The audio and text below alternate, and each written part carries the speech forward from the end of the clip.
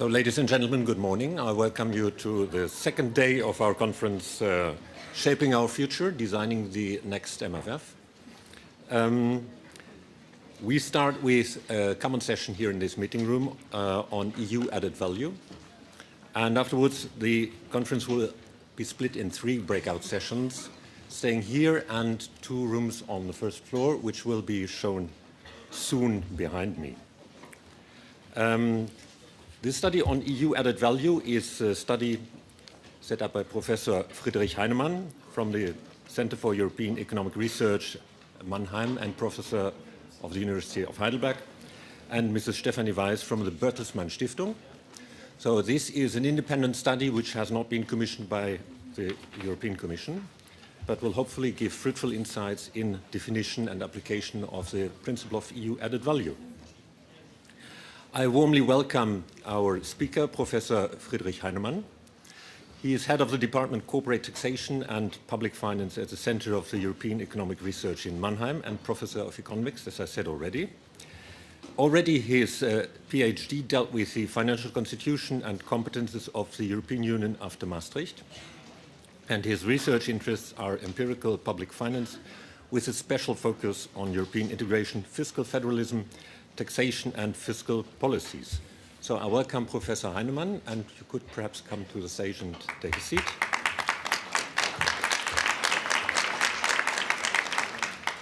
And I warmly welcome Mrs. Nadia Calvino. Nadia Calvino is the Director General of the Directorate General for Budget in the European Commission. She took up this position in 2014, is the top position in the European Commission dealing with EU's financial program, annual budget, accounting and financial rules. Before joining the European Commission in 2006, Nadia Calvino had a splendid career in the Spanish public administration. She held different management positions. The last one, she was Director General for Competition. So I thank you very much for coming here and helping us commenting on the study on EU added value. Thank you. So.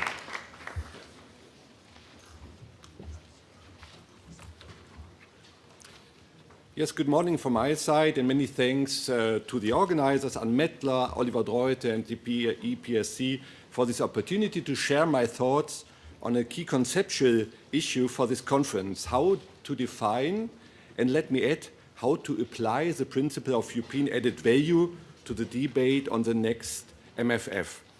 I mean, to all of you who have been here yesterday, the term is really omnipresent in all the debates and all the contribution, and I guess my role should be to give more precision to this terminology. If we just use the European added value term as another catchword, which we add to a traditional argument, then it's useless. No? So I will do my best to give a bit more precision to this term. What I'm presenting, Oliver already has mentioned, is related to recent joint study of ZEW and Bertelsmann Foundation, to which a larger team under the lead of Stefanie Weiss, Bertelsmann Foundation, and myself has contributed, to which I come back in a minute. Let me first summarize why the concept of European added value is probably more important than ever in reflections and decisions on the future spending priority of the EU budget. First, the hard budget constraint in EU finances is hardening further as a consequence both of the loss of a major net contributor and the need for higher spending for issues like migration or defense. This harder budget constraint implies a stronger competition between spending items. European added value, EAV, should offer guidance. Side remark, we should be careful not to lift the spending limits too early. EAV orientation is endogenous. I mean, it's a function, a positive function of the spending pressure.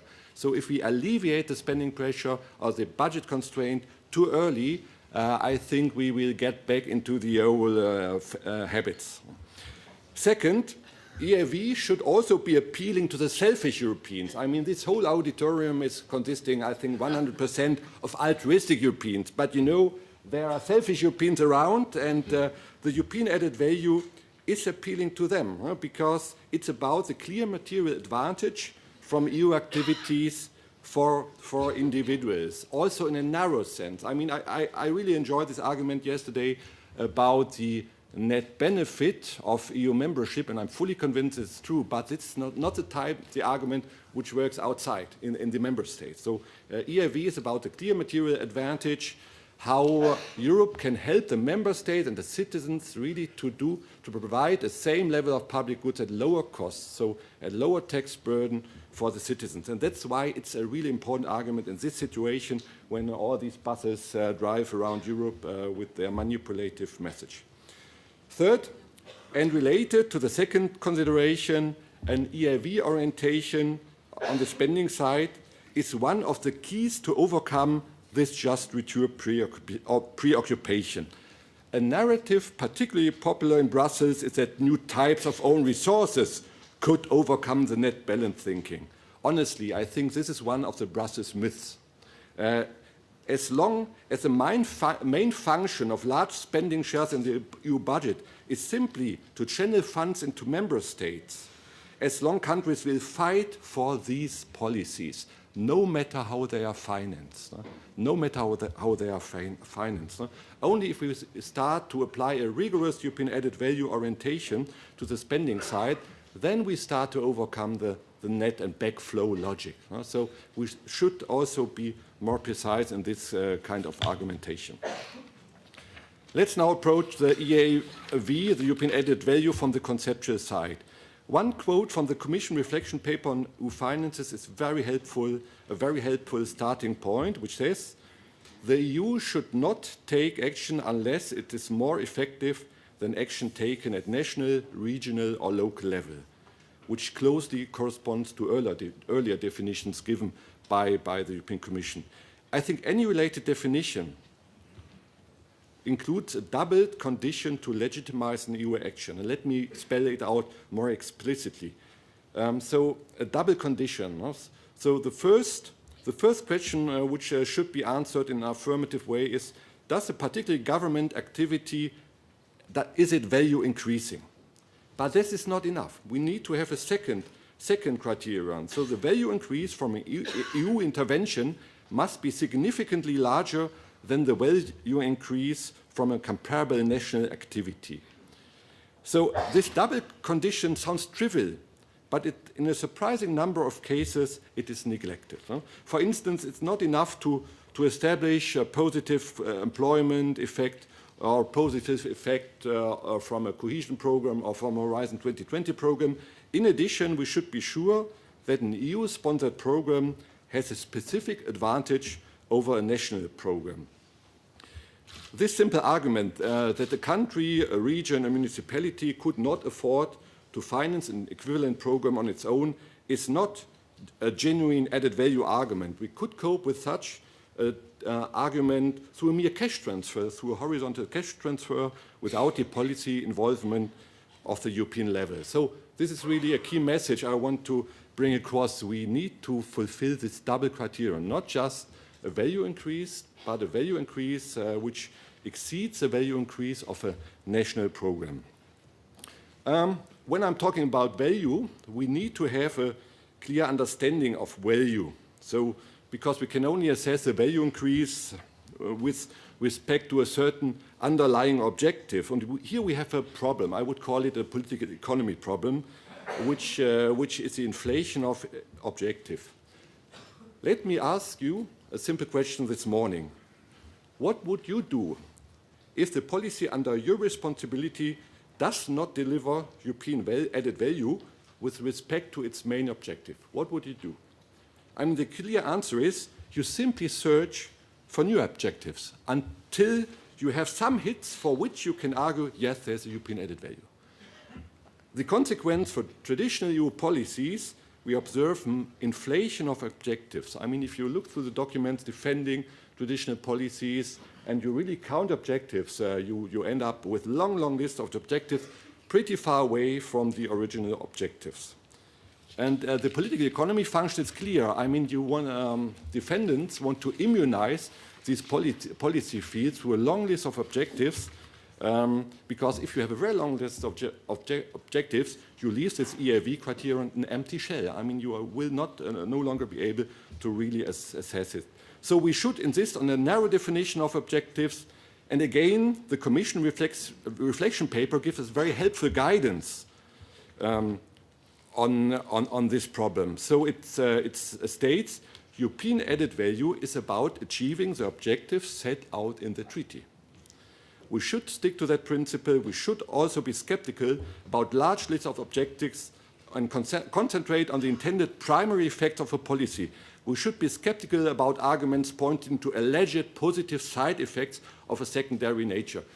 I mean, many of you will follow me as long as I remain at this very abstract level, but now let me become more provocative and apply this to a particular policy, to direct payments in agriculture policy. The treaty objective for direct payments under CAP Pillar 1, according to Article 39, is a fair standard of living for the agriculture community, in particular by increasing the individual earnings of persons engaged in agriculture. With respect to this objective, direct payments have an utterly bad performance because they are so ill-targeted, yet they give money, and the EU reflection paper on EU finances also mentions this data. They give largely money to rich landowners. You have this land price capitalization effects. Clearly, the European added value of this income policy with respect to farmer income protection is negative. Why is it negative? It may be positive for farmers' income, but member states could do this at a much lower cost because they could tailor it according to the welfare state precision of their specific system. So the European added value is clearly negative, and what is the reaction of defendants of that policy? You create long lists of other objectives, very indirectly, where all this income support should be helpful for this. But this is not convincing. I mean, I want to wake you up this morning, so that's why I use these examples. So is it possible to apply a common EAV methodology to different existing or potential EU policies? We think, yes, it is, and we have tried to do so in our joint Bertelsmann Foundation ZDB study on how Europe can deliver. We apply the principles mentioned before, so this different and different, so the two question dimensions, by comparing the current political setup with a well-defined counterfactual. Further features of these studies are we try to avoid any European bias, so we test for both direction of competence adjustments, so from member states to the European level, but also downwards from the EU level to member states. We try to apply a uniform algorithm to each of these policy fields included and adapt them in the specific policy context. Moreover, we try to be both broad and specific. We are broad by covering a wide range of policy fields, but within of these policy fields, we then focus on a very specific aspects. So here you see how we try to be broad and specific. So we cover a whole field of policy fields, general policy fields, and then become very specific. For example, for international relations, we concentrate on defense and the comparison between the current status quo and the counterfactual of a European army. For finance and fiscal relations, we focus on a specific fields, on the comparison between the status quo in national corporate tax-based definitions and the counterfactual of a common consolidated corporate tax base, and so on and so forth. I mean, you have the abstract in your material, and you also can download the whole study. Due to the sake of time, I can only give you a flavor of how we apply it. So these for each of these policies, we screen these 5 criteria in a nutshell, which are informative on the existence or non-existence of European added value. So, and I give you an example for how we apply each of these criteria. So cross-border externalities, economies of scale, heterogeneity of preferences, the impact on the internal market, and the role of member state competition, where we ask, is it helpful or not? But let me give you examples, and I think this will clarify it, how we apply it. So for externality, so the guiding question here is whether there's a potential for European value creation because a national policy has significant cross-border externalities and hence would lead to over or under provision. Our quantification strategy asks whether a national or European financing would lead to a better alignment of national costs or benefits.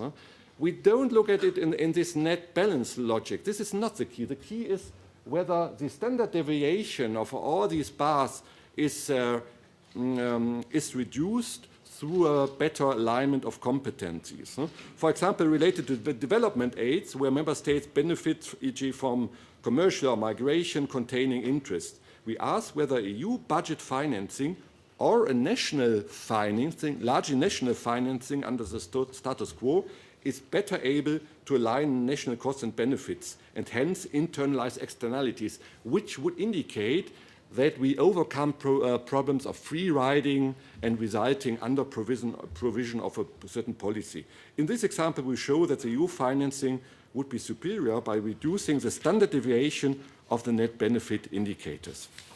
Let me move to an example how we apply the economics of scale argument, which is very straightforward and should be appealing to the selfish European, which I mentioned as one of our target groups, because so here the question is, can we provide a public good more efficient in the sense that we get more public goods for the same amount of money, or we provide the same level of public goods as before, but at a lower amount of money. So classical efficiency arguments. In this example, we compare the number of deployable soldiers to the total number of soldiers across countries of different size, and we find some evidence that larger armies have efficiency advantages. I mean, we do a lot more. I just can give you flavors. So we conclude from arguments like this that the European army should be able to reap similar economies as well.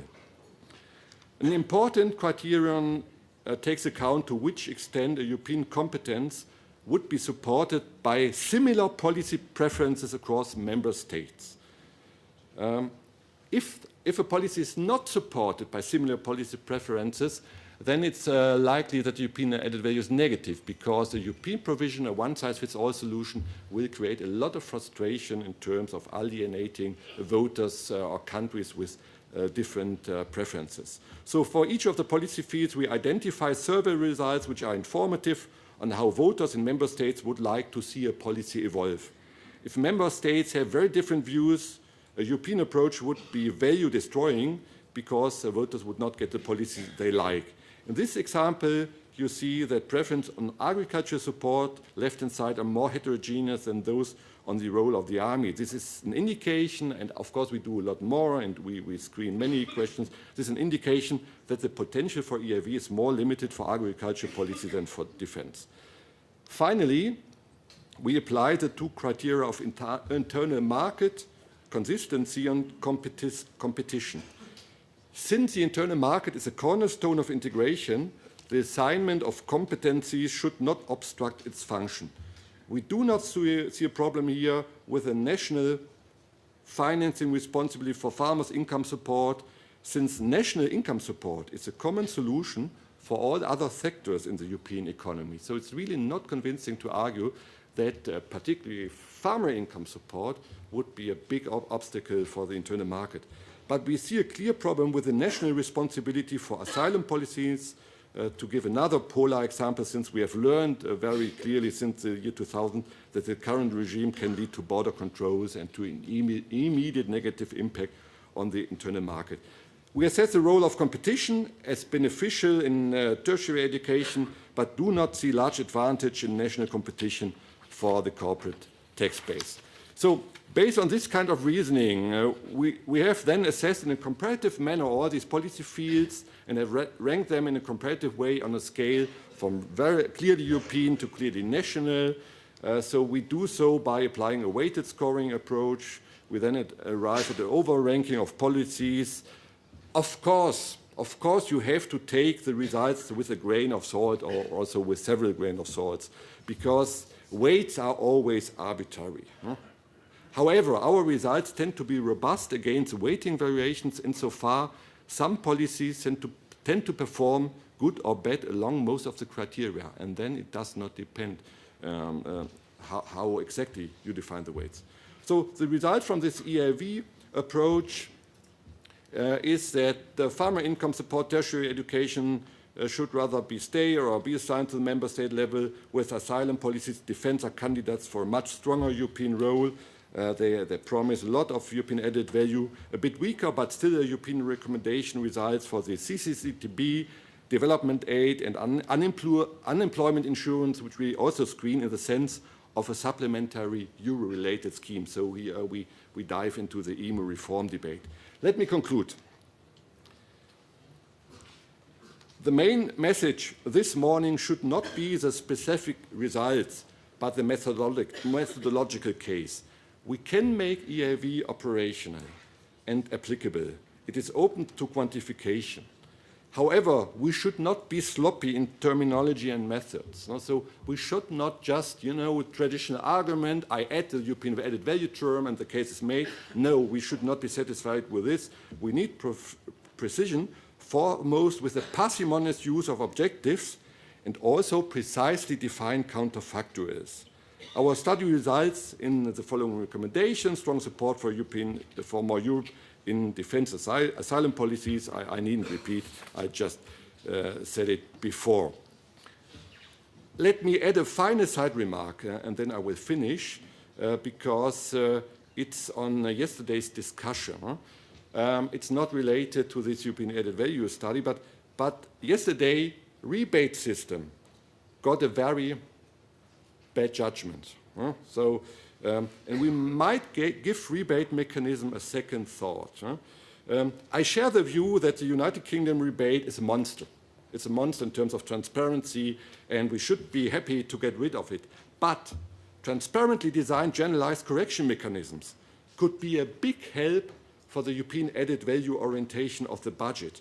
They would function like a valve for juste retour pressure, and the juste retour pressure is a fact of life. I mean, remember what Mario Monti yesterday said. I mean, we can have nice conferences about Europeans a win-win and so on. In the end, when it comes to the decision, member states will sit there and calculate the net balances. We might like it or not. And if you do not have a rebate mechanism in this situation, then you will start to manipulate all kinds of policies just because of their distributive consequences. And here it would be much more efficient to have a lean and transparent generalized correction mechanism which can take out this juste retour pressure, so that when the heads of government and the European Parliament and everybody is negotiating on the policies, they can abstract from the distributive consequences. So I really would invite you to give a second thought to generalized correction mechanisms. So I hope to have given not only provocation, but also some inspiration for the day. Many thanks for your attention.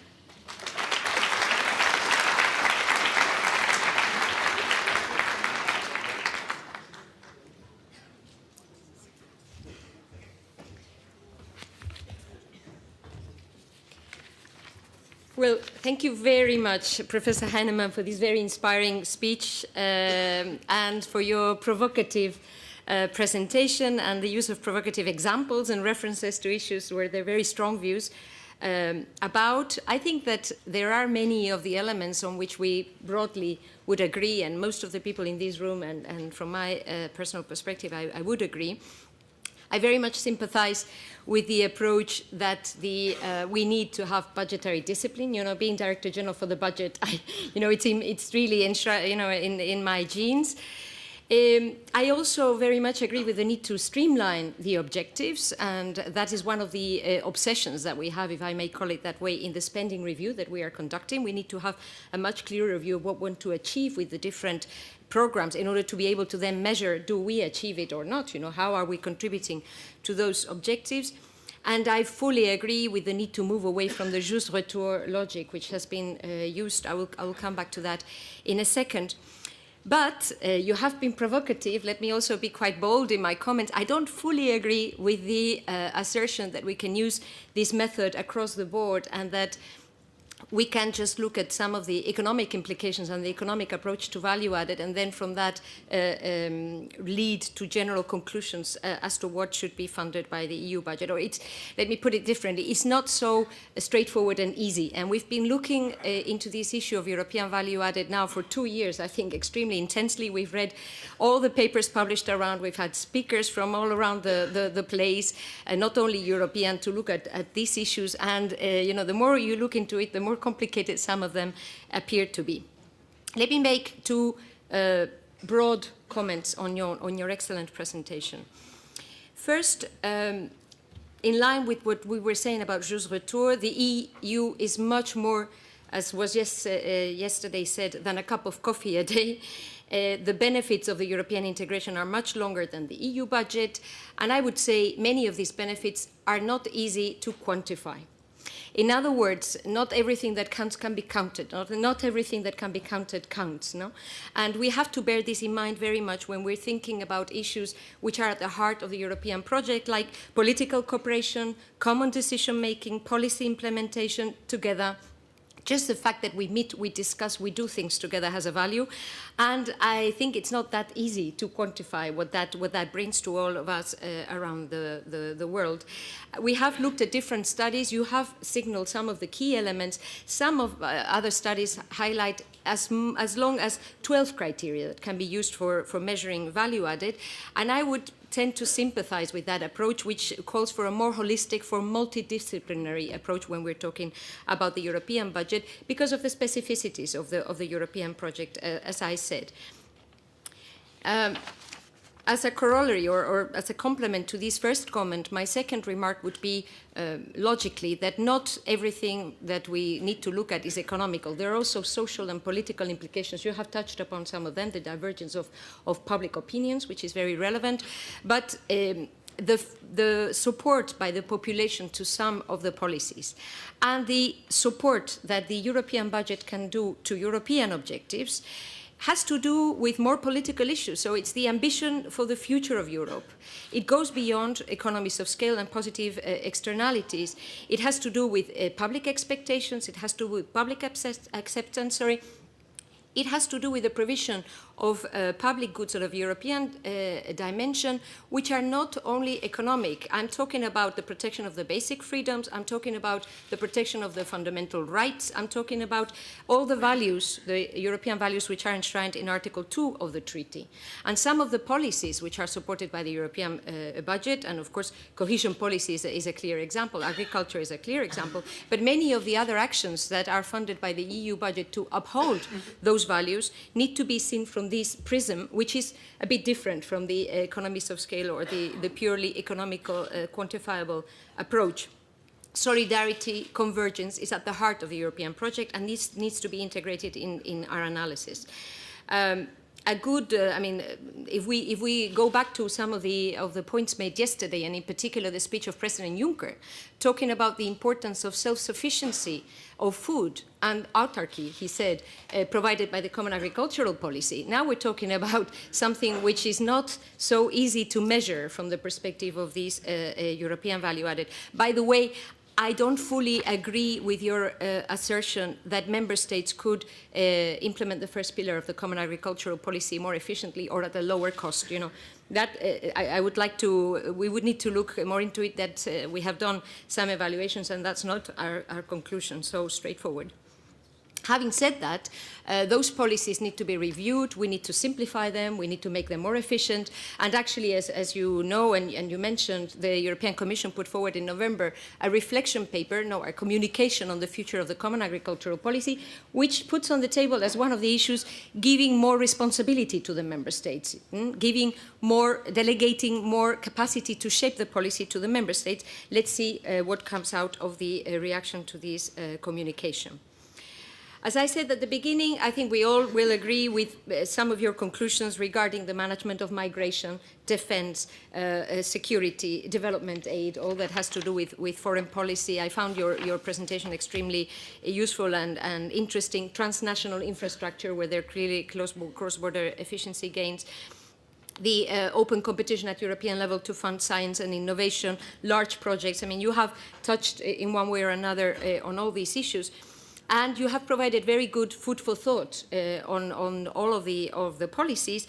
But just to wrap up this brief commentary from the top of, after listening to your presentation, I would say we have to be prudent when thinking that there can be a simple methodology applied across the board based on 2 or 3 economically centered criteria.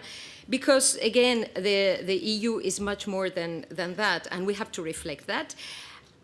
And that applies equally to the rebate. Now, I think that it's difficult. I would love to be able to agree that if we manage to explain the value added better and if we have fair rebates, then there will be no discussion on the European budget. I would love to be able to agree and to believe that that's going to be so.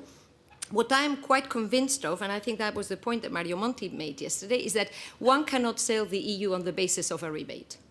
One cannot sell the EU on the basis of, we got all of this out, and thinking or suggesting that this is a zero-sum game. No, we have to be able to sell the EU on the basis of the things that we're building together and the positive added value that it gives in terms of economic, political, and social convergence and working together, which is at the end of the day what we're trying to do and trying to explain through this conference. So thank you very much. I apologize that I've been a bit too blunt, but I thought that provocation was the instruction I got from the EPSC, and so I'm very disciplined and I follow my instructions. Thank you very much.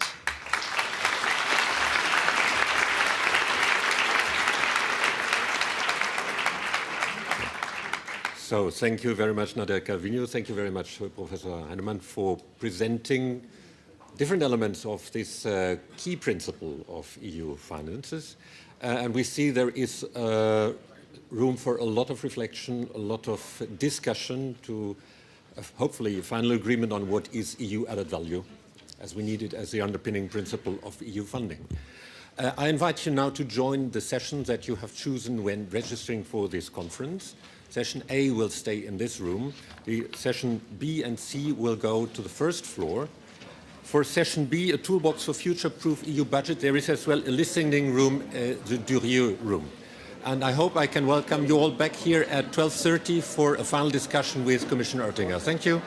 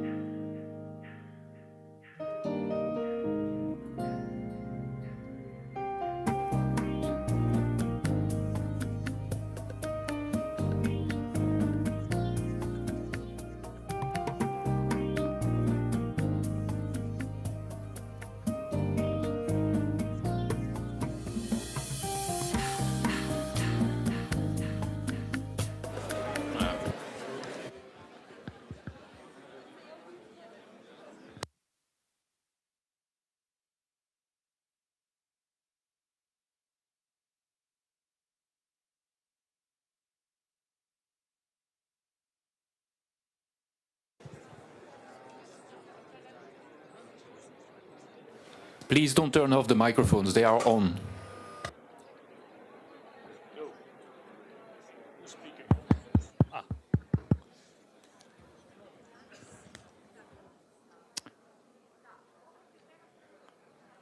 Ladies and gentlemen, good morning. Could I suggest that we all take our seats quite rapidly? We are running slightly behind, and we have a dense morning to follow up on the introduction of this morning. This first of 3 breakout sessions will know altogether 2 panels, which I will have the great pleasure to moderate.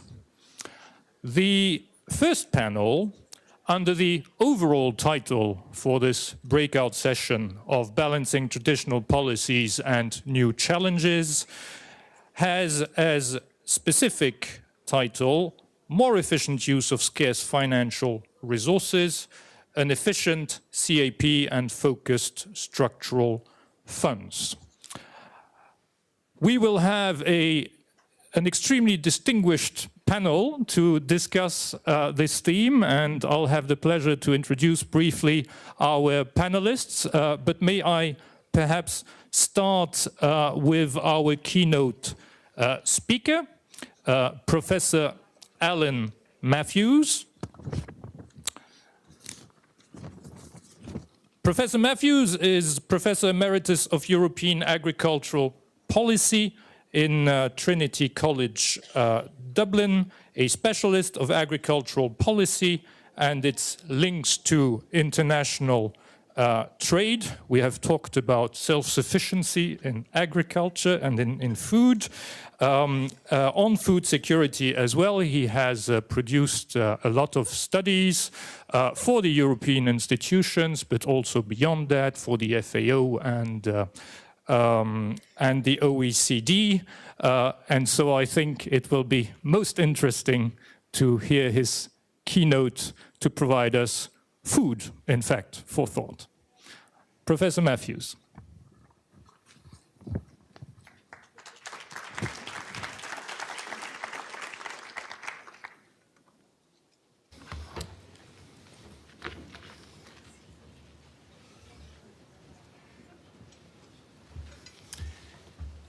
Good morning, everybody. And as Marcus mentioned, the CAP was discussed in a number of occasions yesterday, and it's agricultural policy that I would like to focus on in my contribution. I think my fellow panelists will have a lot to say on the structural funds aspect. So first, some background figures. We're talking about the two most important expenditure policies in the European budget. Agriculture, around 38% of the total economic, social and territorial cohesion, around 34%. 71% of that CAP budget is devoted to direct payments, around 24% to what we call Pillar 2, rural development expenditure, and the remainder around 4% to market-related expenditure. The distribution of these direct payments remains highly skewed. There are, of course, around 7.2 million farmers who are beneficiaries. But if we just focus on those farmers who are lucky enough to receive more than €50,000 per annum, and if we look at the figures for the 2014 claim year, we see that there are just 131,000 of these lucky individuals or farm holdings. And yet, they absorb 13.8 billion of that CAP budget. So around 33% of the CAP budget, almost 10% of the entire EU budget goes to these 131,000 farm holdings. And I would find it hard to justify that in terms of European value added. The Commission communication on the future of food and farming after 2020 proposes that the future CAP would remain structured into two pillars and that direct payments to farmers should continue. Direct payments make up an important share of farm income on many farms, and particularly for grazing livestock farms.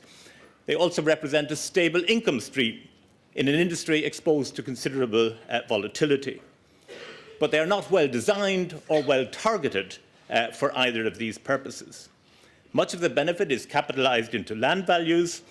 This is sometimes hard to see in the older member states because agricultural support payments have existed for many decades. But if we take a look at a new member state and at what has happened to land prices and land rents in Bulgaria since it joined the European Union in 2007, we see rents and prices going up 4 to 5 times over a short 10-year period as these CAP payments have been phased in. And these high land values, of course, largely benefit non-farmers or those leaving the industry and make access for younger farmers to farmland more difficult. So rather like Professor Heinemann, in the long run, I would argue we should phase out hectare-based income support payments from the EU budget. But of course, this cannot be done overnight.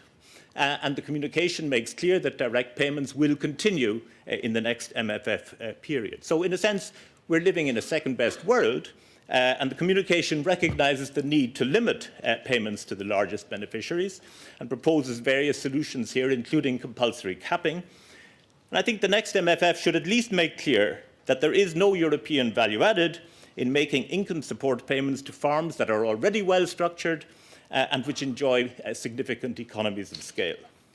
Whether the threshold for capping should be the same in each member state, that's a matter for further discussion.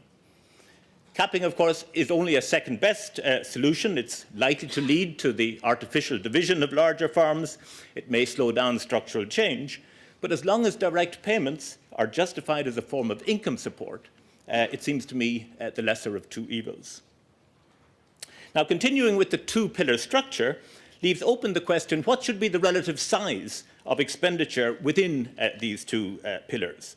And there are significant differences in the relative shares of Pillar 1 and Pillar 2 spending in the member states, ranging from less than 10% for Pillar 2 spending in Denmark to more than 70% in Malta. The distribution between pillars boils down to the relative priority to be given to straightforward income support compared to assisting farmers to meet the challenges of adopting new technologies, achieving more ambitious environmental goals, transforming to more sustainable production methods, building farm resilience, and improving the quality of life in rural areas. In the current MFF, greater cuts were made in the Pillar 2 spending in order to maintain Pillar 1 spending in constant nominal terms. So what should be the basis for this division in the next MFF? In principle, I would argue a higher share of EU money should be used on these more targeted interventions designed to overcome specific market failures. The communication acknowledges that the greening payment introduced in the last reform has not been a success. One option is to transfer this money to Pillar 2, where it could be used more effectively to achieve the EU's environmental targets. The communication suggests that the greening payment would be used in conjunction with cross-compliance to fund a menu of environmental and climate interventions designed by member states to suit their conditions, but chosen from an overall menu set out in the basic regulation. Farmers would have to participate in these shallow or entry-level agri-environment climate schemes in order to receive basic income support. Now, the move away from the prescriptive one-size-fits-all approach of the three greening practices is welcome. The problem is how to ensure that the measures designed by member states and offered to farmers are meaningful in terms of environmental ambition and not simply a cover for disguised income support. Carefully designing the overall menu defined in the basic regulation is one safeguard, but experience shows that once the budget is secured, the co-legislator has a huge temptation to water down the requirements. The communication suggests the need to define quantified targets which will achieve the agreed environmental and climate targets at EU level will provide the required incentive to member states. But I think we could discuss how the MFF itself could be designed to better support this objective. And one idea, of course, is co-financing of these Pillar 1 direct payments. In the context of the new delivery model, and given the limits on expenditure shares that can be introduced in the basic CAP regulations, the traditional division between Pillar 1 and Pillar 2 of the CAP no longer plays a policy role. The sole justification for its survival in the CAP communication appears to be that it demarcates the line between funds that are 100% funded by the EU budget and those that are co-financed. Introducing co-financing of Pillar 1 payments was an idea raised in the Commission Reflections paper on the future of the EU finances, although it was explicitly ruled out in an earlier draft of the communication. That paragraph was removed in the final version, suggesting that this idea is still on the table, and co-financing would bring benefits in terms of a more efficient use of EU funds in a number of ways. First, member state contributions give them an incentive to maximize the value of spending compared to transfers which are financed 100% from Brussels. Second, assuming the two-pillar structure of the CAP is maintained, co-financing would remove the anomaly between Pillar 1 and Pillar 2 spending and put spending in the two pillars on an equal footing. Third, co-financing would allow the EU to use its budget to drive member state expenditure in the direction of priorities with higher European value added. Co-financing rates would as at present, be differentiated, of course, by member states' level of development, but could also be adjusted to reflect European value added. And fourth, co-financing would, of course, release funds in the general EU budget, which could be used for other EU priorities. Both the division of the CAP budget in the MFF between the two pillars possible introduction of co-financing would, of course, impact on the net cap transfers received or paid by member states, which, as we've heard, is always a sensitive topic. The political difficulties are shown on this slide, where around 1/3 of member states are net contributors to the cap budget, or will be after Brexit. I've done these calculations assuming the UK was no longer a member in 2016, while 2/3 of the member states are actually net beneficiaries. Now, cap funds, like the structural funds, are pre-allocated to member states in the MFF. So it's necessary to decide on some allocation key, how to divide up the money between the individual member states. For Pillar 1 direct payments in the current MFF, a process of external convergence towards uniform payments per eligible hectare across member states was agreed. And the CAP communication proposes that this process would be further continued for direct payments in the next MFF period. However, no objective basis for the distribution of Pillar 2 payments seems to exist. As for cohesion funding, the development of objective indicators on which to base the allocation of CAP funds in both pillars remains a challenge. The new delivery model proposed in the CAP communication would give member states a lot more flexibility to design the specific measures to be funded under the CAP within the context of an overall CAP strategic plan. Objectives would be set at EU level as well as a menu of policy interventions, but target setting and the choice of policy interventions would be left to the member states.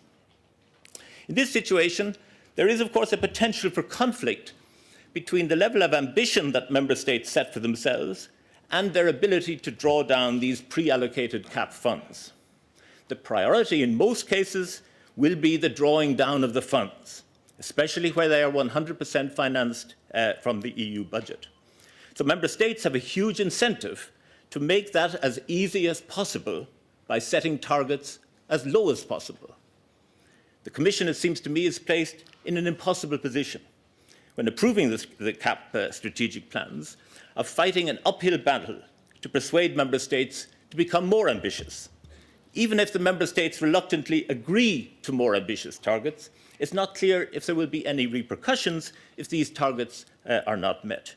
So the incentive structure with pre-allocated funds, which member states see as their money, seems to me to be wrong. Member states should be incentivized to achieve better results with EU money in various ways. I've already mentioned the possible use of differentiated EU co-financing. Some of their budgets might be put into a performance reserve to be redistributed in the light of actual outcomes. Some of the CAP budget might not be pre-allocated, but used to finance projects selected on a competitive basis from all regions and member states. There could be a requirement for ex-ante conditionalities to ensure that the conditions are in place to make the best use of EU money. It seems to me the CAP communication provides a promising basis on which to start deliberations on the future CAP. The beneficiaries of CAP funds, of course, will argue for the maintenance of the CAP budget, and that's what we would expect. But we need to focus on how the next MFF can better support the objectives of ensuring European value added and a budget focused on results.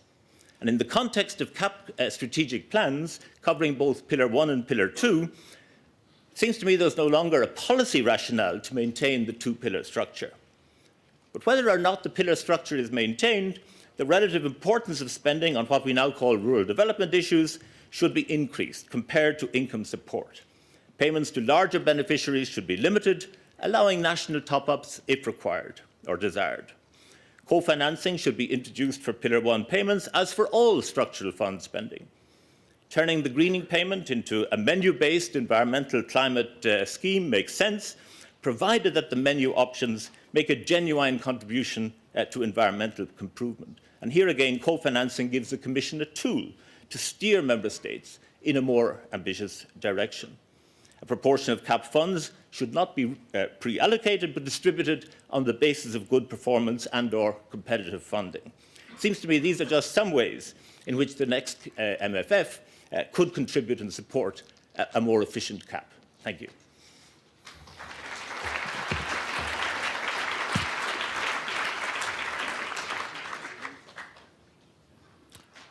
Professor Matthews, thank you so much for this very rich and thought-provoking presentation. No doubt I will return to you with some follow-up questions.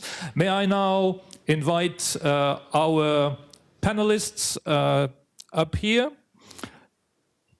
So, President Lamberts,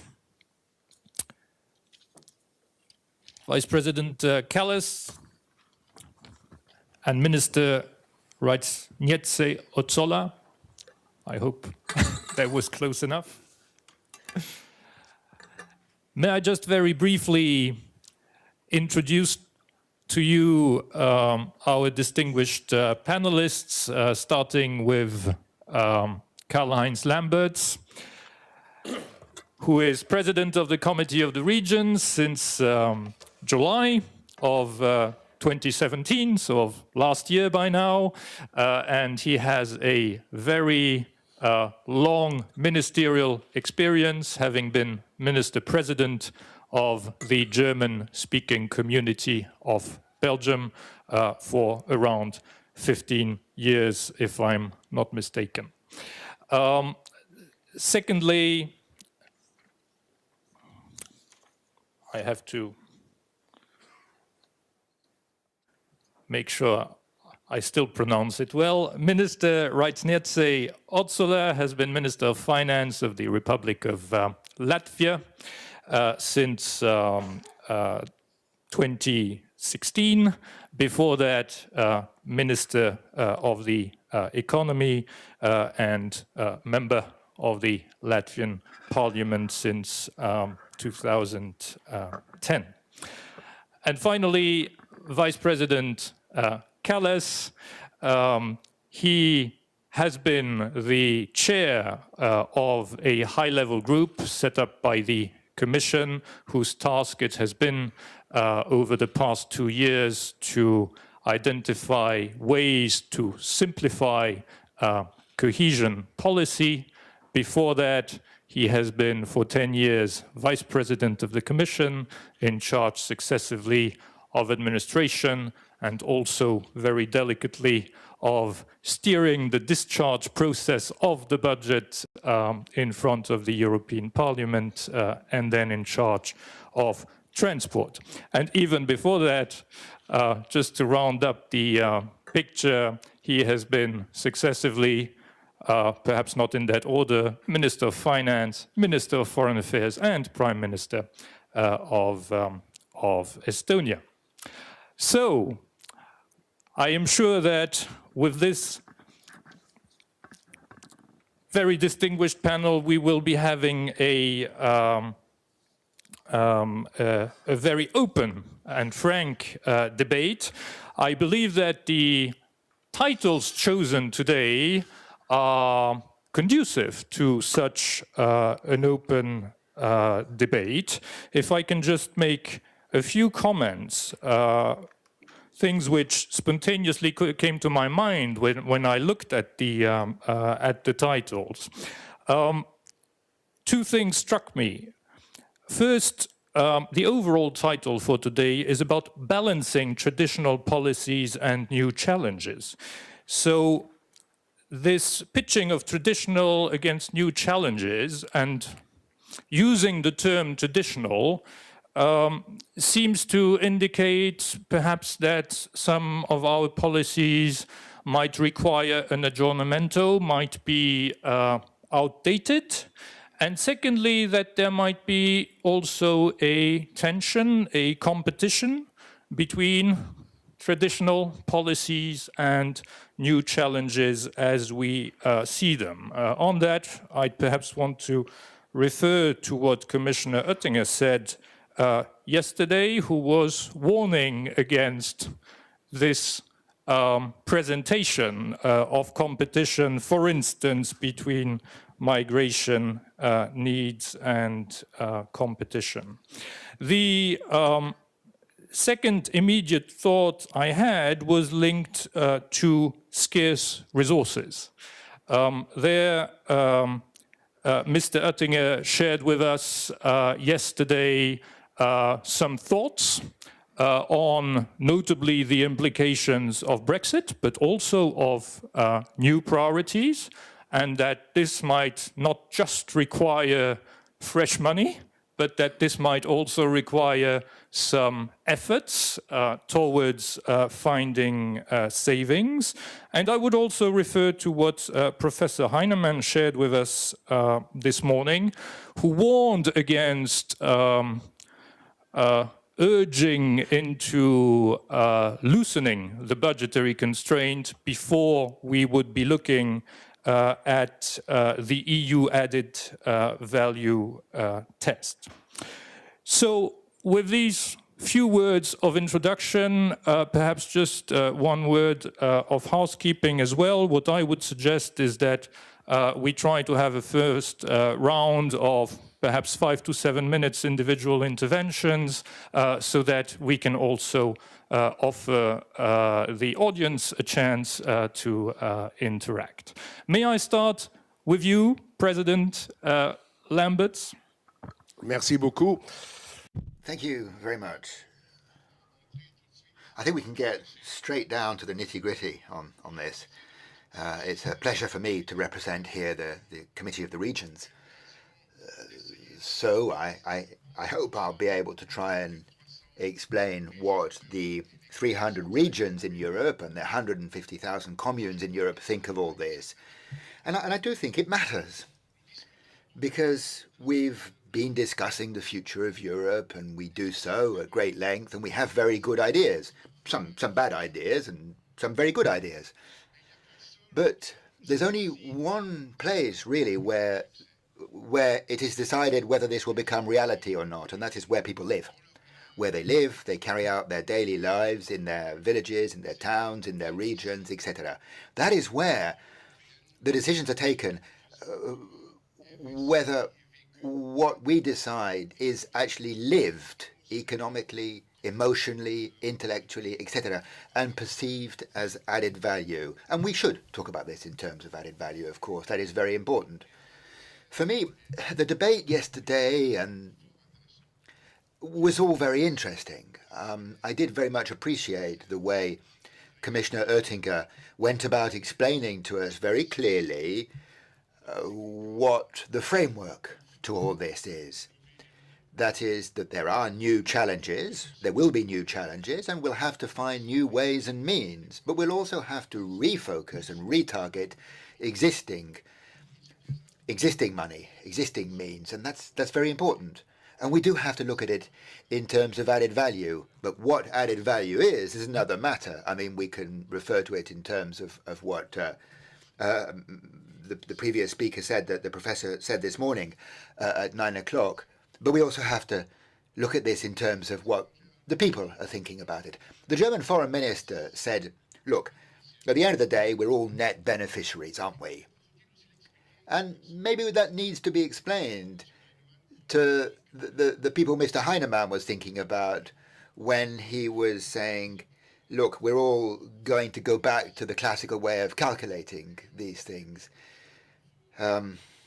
Sometimes it's the most intelligent people that you have to do more of the convincing work.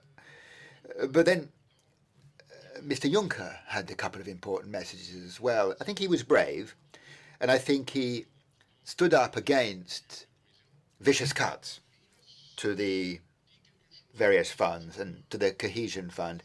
And he said something which is common sense, but which a lot of people don't say. He said that before we discuss the ways and means, we need to discuss the objectives. What are the objectives? What is the European Union of the future? That's the real discussion, and it's at the heart of the subject. We're asked to think about balances, the balance between traditional policies and new challenges. And Director General, I completely share your analysis. That is the right question. Always think about the question that's being asked before providing your reply, because that is a question where there's a lot of misunderstandings, because it could be understood to mean, look, there's traditional policies, yesterday's policies, and then there's new challenges. But I don't think that that's really what's round the corner. I think, basically, that we need to rethink what we're doing for the European Union, we need to question subsidiarity. Who does what in Europe? The national, European, local and regional levels. And the Commission has set up a task force which is meant to pull a rabbit out of a hat and provide solutions to those questions. But so subsidiarity is one thing, but we also have to look at what we can do here and now to address tomorrow's challenges. And those challenges are everywhere. The classical areas like farming, like agriculture and cohesion, that's somewhere where the new challenges will be the most visible and must be addressed the most efficiently. If you look at what's been done since the beginning of the current period, the billions in research projects, on R&D, on the digital challenge, on making businesses competitive, on saving energy, on addressing climate change, that is the proof that the cohesion policy is addressing the new challenges, tomorrow's challenges. And of course we must go further. We must continue to address those challenges, but we must look at how, through the cohesion policies, we can continue to solve these problems in our regions and together at a European level. And it's bringing together the different levels which is the trick. That is what is fundamental. The cohesion policy isn't anyway an old traditional policy because it was completely renewed in 2014. And the effects of that recast have not been seen because of delays in implementation to some extent, because there may well still be too much bureaucracy, but we will see them. More simplification is necessary.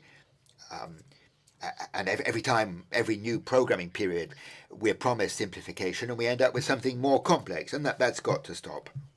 There's a lot on the loom, and we've got to roll up our shirt sleeves and address that with conviction. The cohesion policy is very much part of Europe's added value. The Committee of Regions is very clear on the fact that you need a strong cohesion policy. It must be a substantial policy and it must be accessible to all the regions. I do want to stress that.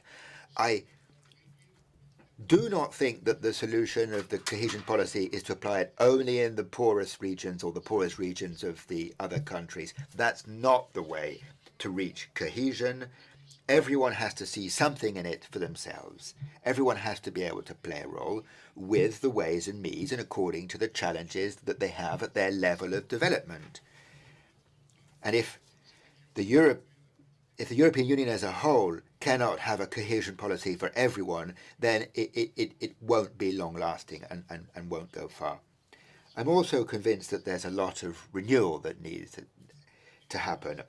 The question of European added value and the criteria, but we need to think about the criteria before they're applied. The Committee of the Region completely agrees that we should start a big debate on European added value, but I want there to be a real analysis based on the actual situation in which people find themselves, where they live, in their regions, in the municipalities and the boroughs. And I think that there'll be a lot of interesting data to come out of that. The scenario that we saw earlier on, comparing what a European policy does and what the same policy would do at a national level,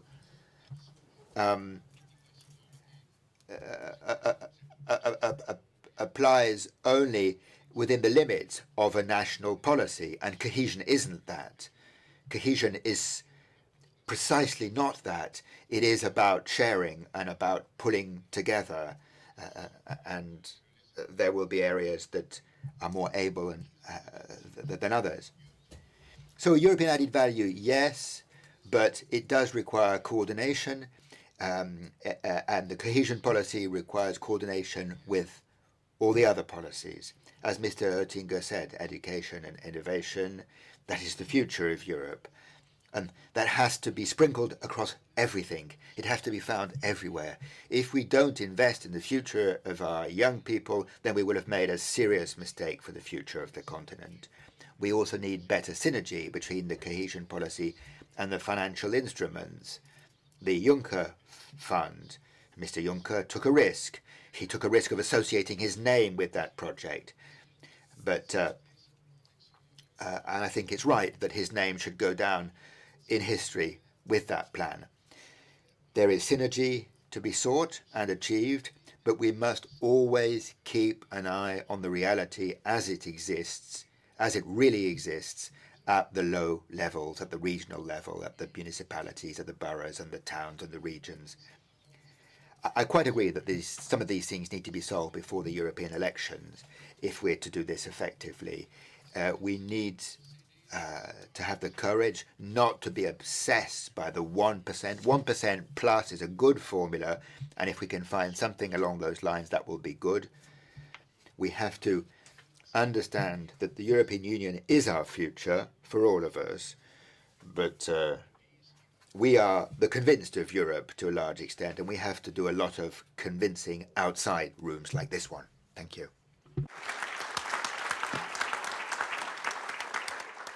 Merci beaucoup, Monsieur le Président. Thank you, President. Let's say Ursula for a national perspective. Yes, thank you. As a representative of the net recipient country, I'm also here to be the advocate for the cohesion policy, of course. But let me start with a slight step back and reiterate the idea that we have heard already this morning in this room. It is the fact that Europe and the future of Europe should not be regarded within the context of only one, even if it's a multi-annual budgetary framework. It should be regarded within the larger scope of the decades and the scope of our global competitiveness. And regardless whether the world is actually round or flat, the world does see and respect us as the common body, common union of the member states that can be competitive only if we are strong, only if we are a single market, and only if we use the common power existing here. And here we come to the concept of the value added and what might bring the best for Europe and the bigger value added. Of course, there are a lot of new challenges that will bring the value added to Europe if funded from the central budget, like the defense, security, migration, and that are more logical to be funded from the central budget. But they also say that there is only one better thing than finding the new friends. It is not losing the old ones. And here I come back once again to the cohesion policy, which has proved to be one of the most efficient policies of the European Union and has come to the concrete result, and I will show you the example of my own country.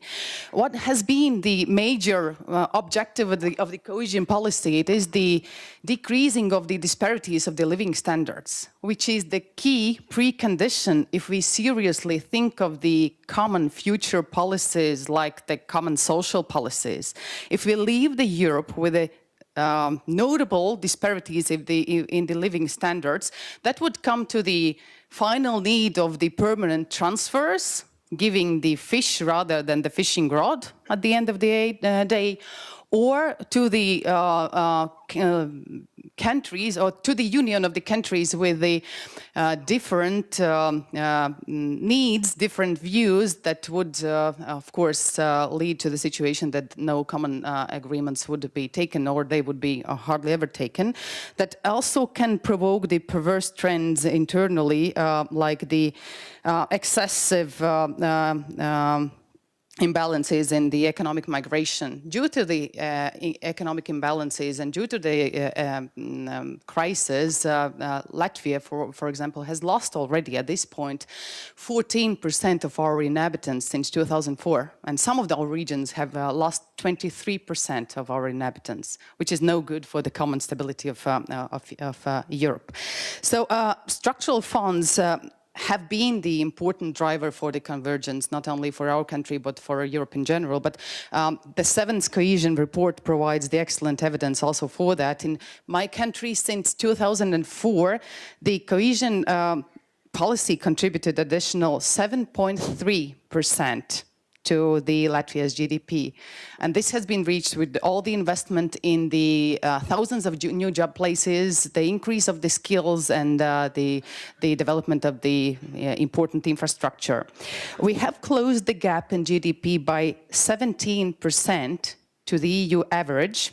This is really a remarkable result, but still our GDP per capita is only 65% of the EU average and progressing in current speed. It would take 30 years to reach the EU average level. So this leads me to two major conclusions. First, that the cohesion policy has to be continued. Otherwise, these 30 years would extend to 60, yes, or something like that. But the second, of course, it is the fact that we need to find ways how to increase the efficiency, to fasten the speed of the convergence. There are several ideas, of course, how to try to increase the ownership of the funding allocated to the national envelopes and how to increase the efficiency. And I would like to give some comments on these ideas. First, I think that you know that the treaty gives us three priorities: the economic, social, and territorial cohesion. My view is that the perspective or the priority should really go to the economic cohesion. If the country will increase the productivity and become self-sustainable, we can take then care of the territorial and cohesion in urban areas and the remote territories from our national budgets as well. There is the idea of linking the cohesion policy with the structural reforms. In general, I do like the idea, but there are several aspects that have to be kept in mind while pursuing this route. One is that the ownership of the structural reforms has to be kept on the table, which means that quite a decent work has to be carried out between the member states and the Commission, so that the structural reforms proposed and related to the cohesion funding are relevant and do bring not only to the economic resilience, but also to the economic convergence. I will touch upon this point later on. Secondly, they have to be consistent, because what we see today, sometimes the country-specific recommendations change on the yearly basis and even are times contradictory. And the final thing, or the final aspect that has to be kept in mind, that it is two different things, the economic convergence and economic resilience. Let me take Latvia once again as the example. We have been announced as the reform champions of this year by the OECD, which does mean that we have done our homework in getting our economy resilient to the economic shocks, but which doesn't mean that we are doing good. As I mentioned, we have reached only 65% of the average GDP level of the European Union, which might be also, to the contrary, some of the welfare states might not be doing all of their homework to make their economies resilient to the shocks. So, and if we think that the cohesion policies, that the structural funds is the only instrument how to enhance the implementation of the structural reforms, that might be a misleading opinion. So there have to be other instruments used. Let me come back shortly to the European added value. One might say, and this is one of the issues also on the table within this debate, convergence has the European added value, but still we could ask whether the method chosen, funding from the EU budget, brings the added value. Whether it would not be more logical to fund some priorities from the national one, or to increase the co-financing. Yes, that might increase the ownership of the every euro spent and probably increase the efficiency. But once again, several aspects have to be kept into the mind. When we look at the single market, we have to understand that there are the countries with the higher productivity and with the lower productivity levels competing within the same territory. So how the poorer countries are compensating their competitiveness? They are either keeping the cost low by lower salaries or by lower taxes. If we need to allocate more co-funding for the projects to be implemented, we most probably would increase the taxes or reduce the spending in other important areas, which would once again deteriorate our competitiveness and probably social inclusion as well. So we have to be very careful with this. So again, some detrimental effect to the convergence might be reached. So these are the several aspects that I wanted to put on the table for the further discussions, which are important for our countries, the countries of the recipients. And finally, what I would also reiterate, it is the thing that we very well understand, that regardless of the priorities that they finally decide to invest in, it is a great matter of trust between the member states, so that we do have a full understanding and full belief in the fact that every euro spent is spent in a transparent and productive way.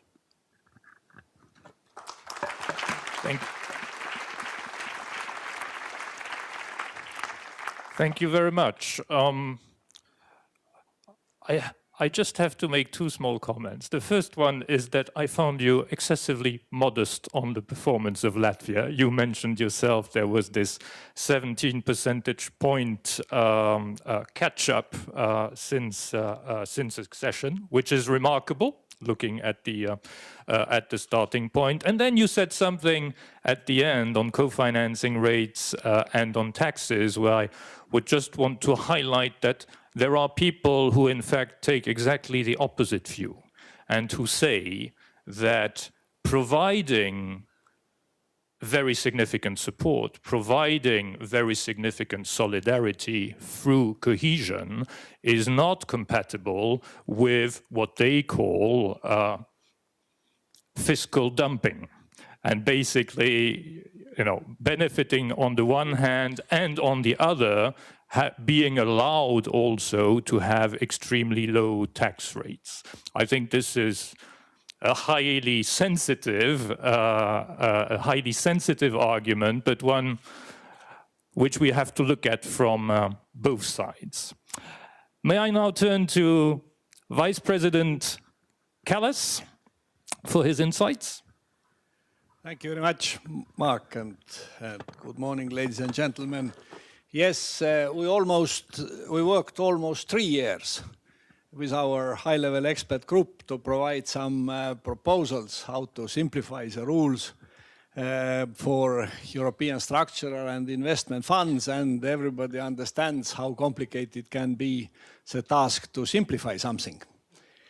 But we produced a list of recommendations, and I modestly even assess that some of these proposals have been included in the so-called omnibus and are under the consideration in all this manufacturing process for next multi-annual financial framework and the rules.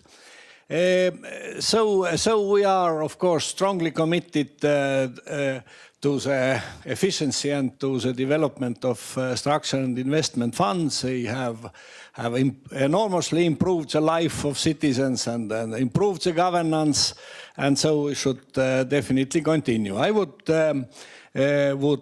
present 3 points for the further discussion during today's event and further discussions concerning the multi-annual financial framework. First, the balance between shared management and centralized management of EU funds. In transport, I had great pleasure to deal with Of course, centralized management is more preferable and more clear. Big projects, more simple processing, and it's definitely for centralized management. But of course, for European structural and investment funds, this is a shared management. And shared management, as you probably all know, shared management includes a lot of complexity. So from one side it is a solution, from another side a problem, and includes a lot of complexity. And so the first point is we should introduce more trust in this shared management system, and to trust more the reliable national systems, how to manage the funds. Of course, it's delicate and sensitive and also a very complex issue. But still, what I noticed already during my job as a budget discharge commissioner, it's one thing which is compromising our work also in the structural investment funds is enormous. It's a lack of trust. So nobody trusts anybody, and it is simply also it's easily transferred to public opinion, and then it's also always used to criticize the European policies, not only the structural and investment funds, but Europe as a whole. So to introduce more, to have more flexibility, shared management has been efficient. Has clearly been efficient. Some funds in vast majority have been efficiently used, and it should continue this efficient use. But all the complex levels of different controls, managerial controls, audits, all others, these things should be a little streamlined. And we made some proposals, but it's also, of course, a complex issue concerning the different attitudes in member states and in public opinion. Second important point we raised in our recommendation is the need for the alignment of horizontal rules. Different funds, different programs and different rules, but there are certain horizontal rules at the European Union level handled by the relevant services. Now, for instance, state aid. Of course, the discussion is that state aid, the role of state aid in all projects is so small that is really a big problem.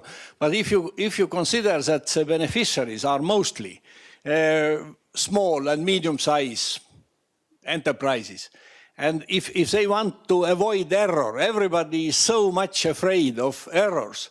Want to avoid error in state aid, which is, as you all know, it's a very hard issue, state aid error. And then you should know all the possible cases and rules. And this is it's not a simple one anymore. And it's not a small one anymore. So alignment of rules, state aid rules, public procurement rules, how they can be applied and must be applied in different funds. And third point is very close to my heart, is a so-called vicious circle of rules.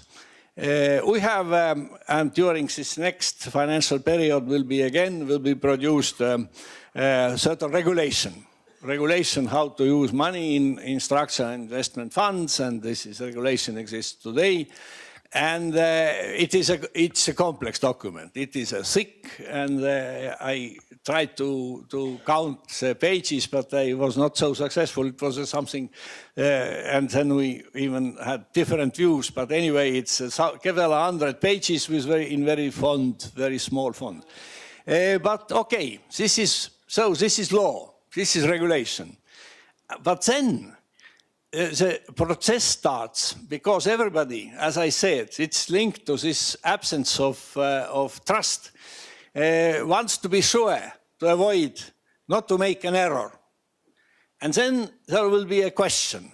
There will be a demand for a rational guideline.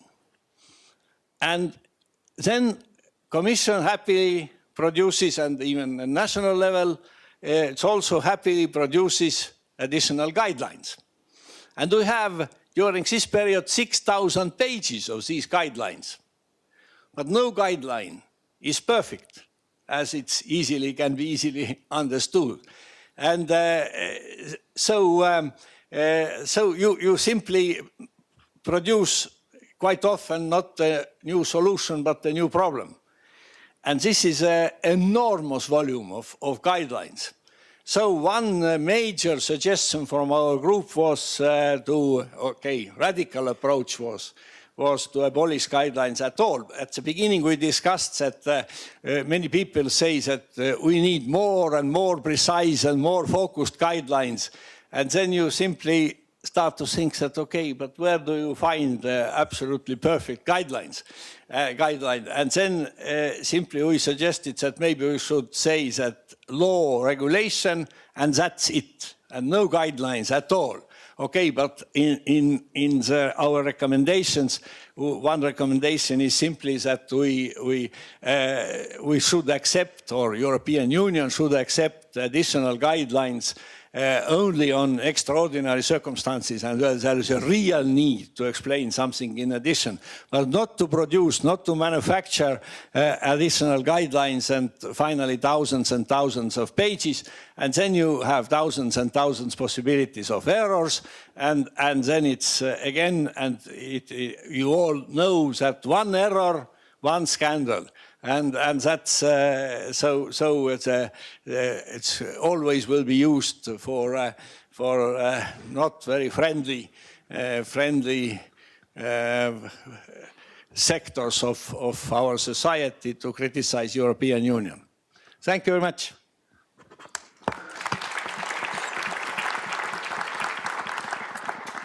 Deserved applause, I think. Thank you very much, Vice President Kallas, because in fact both Commissioner Kretsu and myself have found the recommendations of the high-level group you have chaired highly inspirational for the future, and we refer a lot to it as I speak in trying to develop indeed a system which would move away from mistrust, go back to trust, and which would also move away from issues of legality and regularity and move more towards objective-driven policies and result-driven policies. May I, before opening the floor, perhaps turn back to Professor Matthews, as you indeed are the member of the panel here, more versed in agricultural policy. I'd just like to return to what President Juncker said yesterday. He stated very clearly that one strategic objective of the Union has to remain that we are self-sufficient in food. And so I wanted to perhaps ask you how you see that particular challenge today, whether it's at risk of getting lost, and how we can ensure that this objective is safely addressed by any future reform of the CAP. And then secondly, returning also to our theme, while keeping in mind with what Professor Heinemann said, that we should avoid going for mission creep and so on when we look at European added value. Still, I would want to ask you where you see the biggest potential for agricultural policy, in fact, to contribute to new challenges, not that new, be it climate change, more specifically renewable energies, you name it.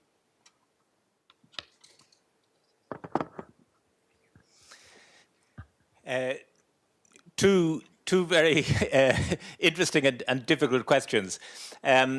I mean, first of all, on the question of Europe's ability to feed itself and the challenges there may be to that. And of course, there is a role and will always be a role for agricultural policy to address what, as economists, we refer to as market failures. And the uptake of new technologies, and there's a huge wave of new technologies becoming available to farmers. And there are big questions about who is in a position to make use of these technologies. Is it only going to be the very large farms? Can we ensure through good advisory services, through involving producer groups, through involving individual farmers, to make sure that these technologies actually benefit everybody? There are these opportunities for agricultural policy. I think my argument would be that if we were designing a policy from scratch, and the CAP is, of course, hugely path dependent. There's reforms of what we did in the past rather than starting from a blank sheet of paper. But I would doubt that there's anybody here who would sort of say that, well, the best use of our European money would be simply to give every farmer a uniform payment without asking for anything in return. Compliance with the law and good agricultural practices, but it's not a very effective use of money. And there are these challenges out there to do with farm resilience, to do with environmental sustainability, to do with climate challenges, to do with uptake of new technology, where agricultural policy really can make a difference, and that's where we should be putting our money into. It seems to me. Maybe I've also answered that second question in terms of these new challenges. I do think that we need to pay more attention, and I was pleased that in the communication and in Commissioner Hogan's speeches, we are seeing a greater awareness of the interactions between farming and climate. Because not only is farming probably the sector that's most exposed and vulnerable to a changing climate, and in particular extreme weather events, but of course it's also a major contributor to greenhouse gas emissions. And it's an area which really the CAP hasn't addressed, in my view, very effectively in the past. And I would be hoping that in this next MFF and in the next CAP that we would certainly see a greater focus on that aspect. Thank you very much. May I turn to the audience? Sir? Kurt Geisert, ich bin Berater.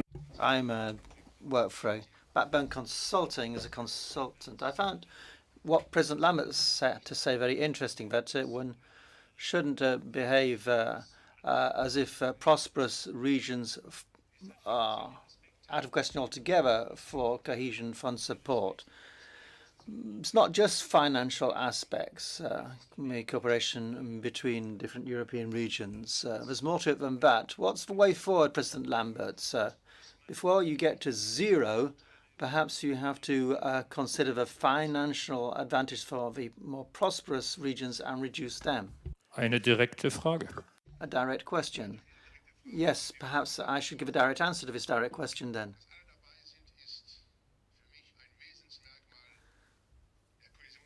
I think this is a strong characteristic of a cohesion policy.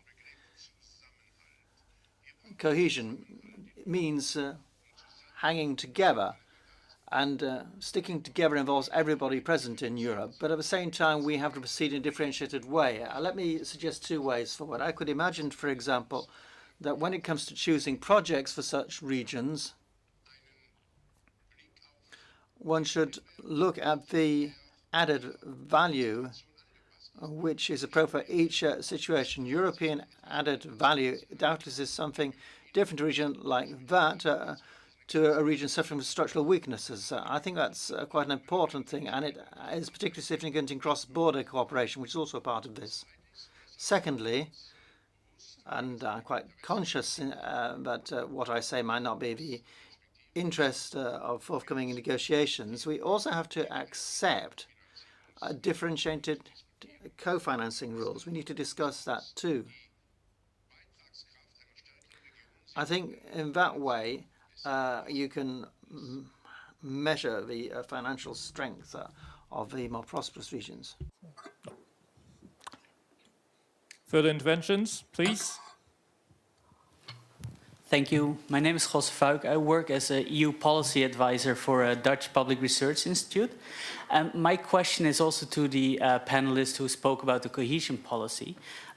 Because we are addressing EU added value today, but one of the things that I feel we didn't touch upon that much is how the EU added value could be enhanced of the cohesion policy by stimulating more interregional cooperation. Because by cooperation we can learn from each other, we can share projects, for example, between more prosperous regions and less prosperous regions, so you don't have to choose whether you engage prosperous regions or less prosperous regions. So I would like to ask the panelists to reflect on how we can improve EU added value to interregional cooperation. Oh, I know this is a pet subject of President Lambert's, but perhaps Je ne vais pas monopoliser la parole, mais je suis complètement d'accord. I don't think we should monopolize the floor, but I quite agree. Interregional cooperation is different to cross-border cooperation because the regions are not necessarily neighbours. That kind of cooperation is something which is very valid and very strong when it comes to achieving cohesion. What we're already doing in this area, and particularly in the context of Interreg programs, but also in certain other programs under the structural funds, is still very modest in financial terms. I think there's a need to amplify considerably that dimension, in particular by having cooperation between regions which are at different levels of development. That is a direct way of having exchanges, cooperation, something which at the end of the day contributes a lot to everyone being in a win-win situation. I might use energy as one of the good examples. Within the Energy Union concept development, one of the aspects covered was the regional cooperation, which is of vital importance, especially if we talk about the central instruments like CEF and infrastructure development. It is a wise thing to do to organize the regional cooperation platforms for these cross-border infrastructure development. BEMIP is a very good example in the Baltic Scandinavian region, where not each country separately was thinking of the future energy projects, but we did it all together, and that has already led to the efficient results where the cross-border infrastructure in electricity connections has been developed, thus getting the best results to the whole region in general, reducing the prices in the Baltics where they were high, increasing the consumption in the Scandinavian countries where they can have the better production capacities.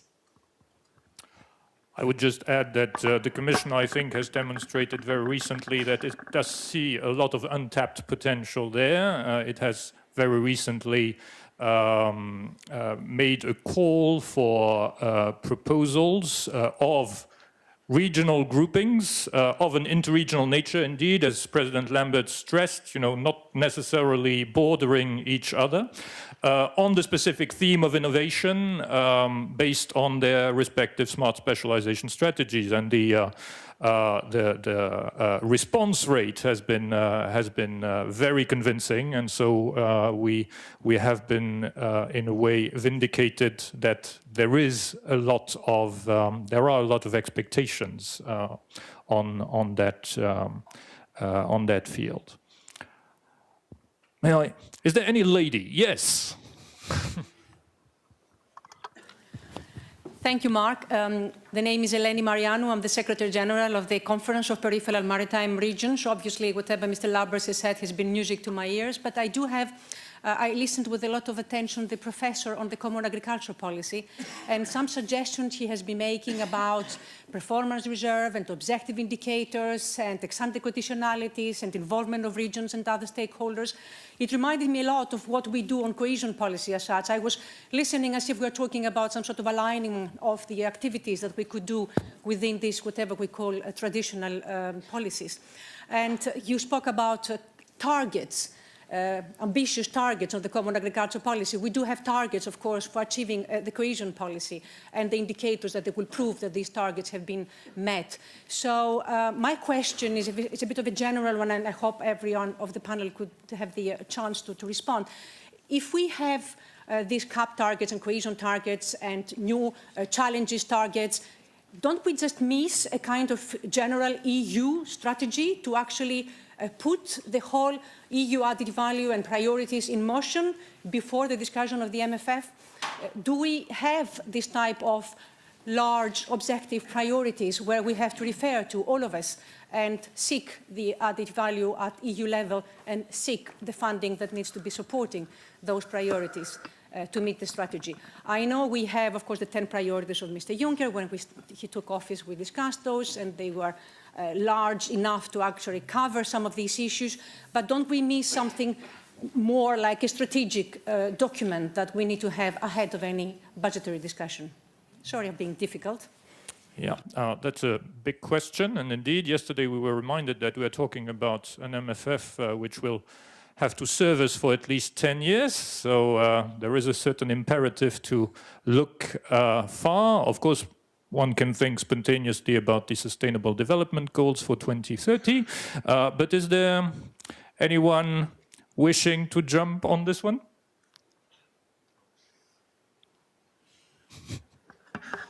In a slightly different aspect, though, I think that the planning documents are there and the general scope is clear. And this gives us the opportunity, when we think of the simplification, probably more concentrate on the result orientation than the process orientation. Let us say the performance reserve within this planning period. If we look at it, how it works, the general idea was okay to wait how the performance would be, but what has come out, we are judging then the quantity, how much funding has been absorbed rather than the quality, whether the original goals of the projects and the common priorities of Europe has been reached. So this is the opportunity for the simplification. More keep in mind those strategic goals that are there in the place already.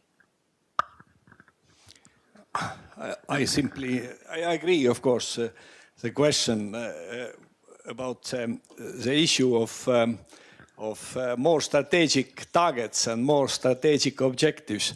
I don't know exactly the number, but we try to find the number of programs. You know that in this structural investment funds, one key document is a program which is worked out by, which is developed by member states and then will be presented to the Commission. And at least at the beginning, we somehow the number of 530 circulated. So if I look from this angle, you simply it's some call for everybody, reduce also the number of programs, and then we'll have a more simple targets and more simple objectives. And of course, cross-border cooperation, this is, we have in Europe very strong cross-border cooperation concerning, for instance, strategic networks. This is a cross-border. There cannot be a project which is not cross-border at all. And that this is more centralized management. And this is centralized management handled by certain agencies. No, anyway, Commission machinery and European Union machinery, which is handling this. And of course, these are much more simple. So it's a Brenner tunnel. Everybody knows what is a Brenner tunnel and must be done, and in all other things. But I agree with these remarks, which start from the objectives. And it depends very much on member states, and of course, Commission then and Parliament as well. Let's simplify the targets and let's have less targets and more strategic targets. And it's also easier to follow, to handle all this big cohesion project, which is a most important social project in Europe, in my view.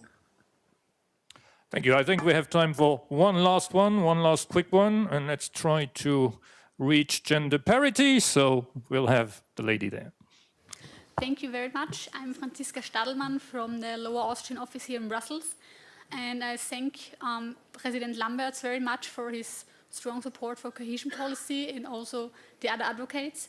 I just simply wanted to remind that we started the initiative 2016 for a strong, renewed cohesion policy for all regions, which was in the end supported by 70.3% from the EU 28 and over 80% for the EU 27, which serves as a reminder how much cohesion policy means to the people on the ground, and that the population still wants to have a strong and renewed policy even after 2020, and that in the meantime, from September 2016, we are still working on a renewed demand and renewed reinforcement for a strong cohesion policy.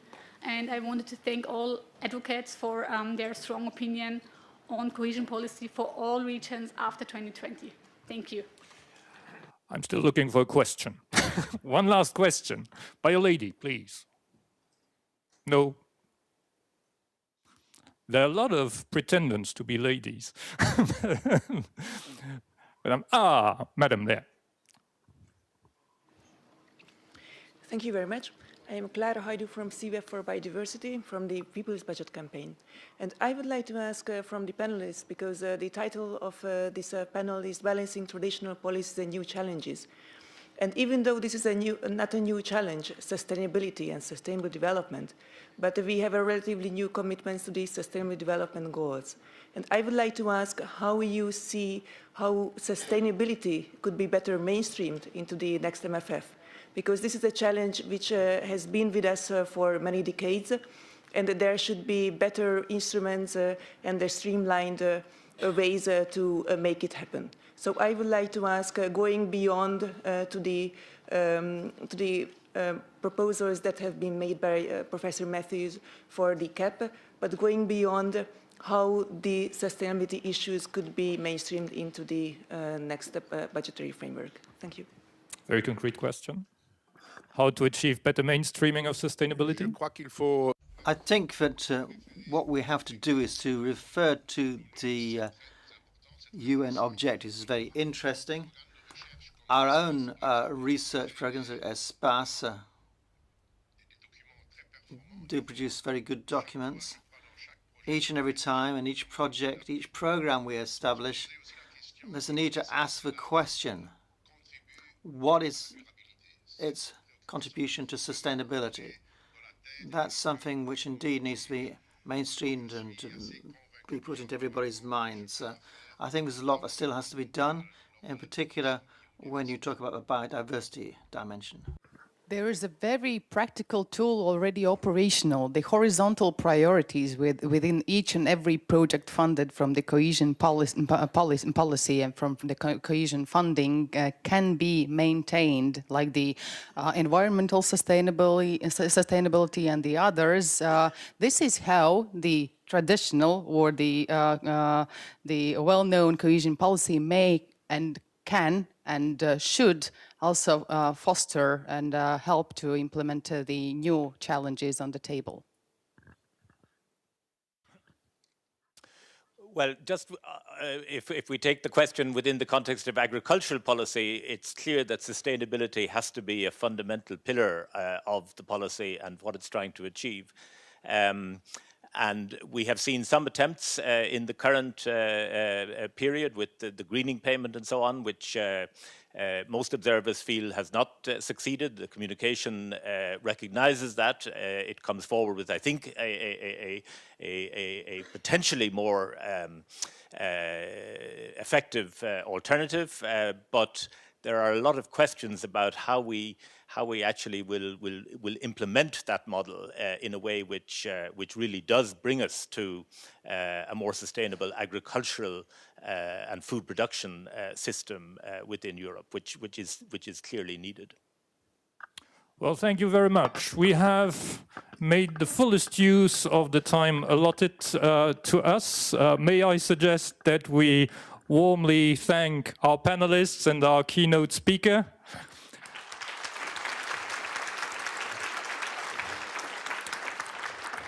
And thanks also to you audience for the dynamic interaction. In terms of housekeeping, if I could ask those who are interested in also attending the second panel to be back in 5 minutes, as we are running slightly behind. Thank you.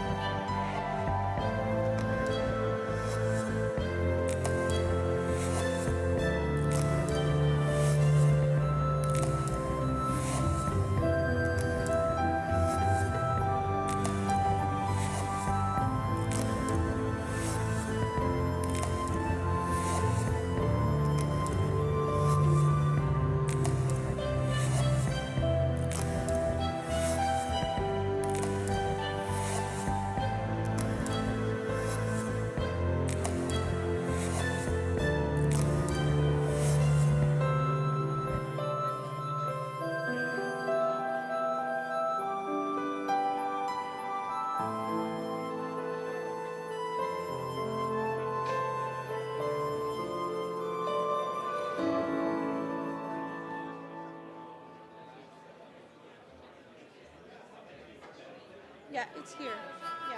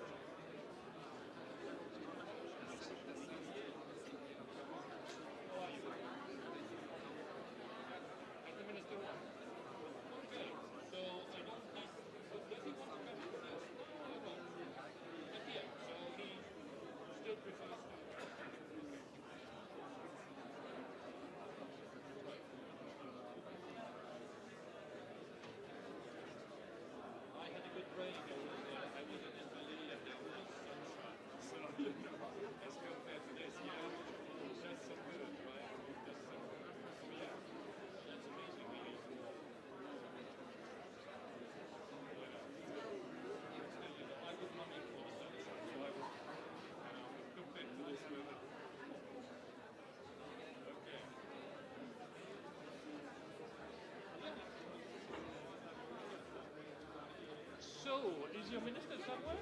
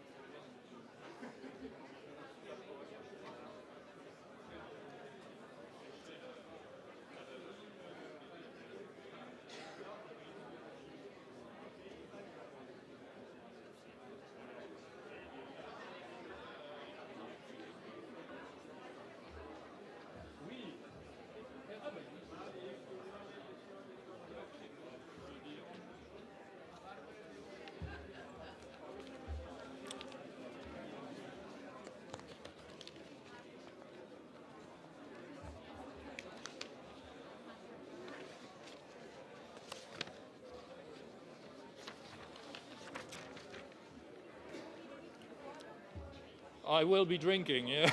Yes, thank you. No, it's fine, it's fine. I have what I need.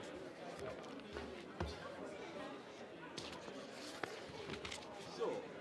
Herr Böge, wie fanden Sie es gestern? Sie waren auch da gestern? Ja, ich bin gestern ganz Tag da gewesen. Nein, der Kommissar ist gut marschiert, richtig intensiv reingegangen. Ja, sehr energisch. Sehr energisch, Mit sehr klare Ansage.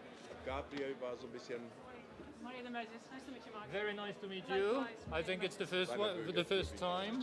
So like in the previous panel, yeah, I would ask you to come in first and then invite the panelists up.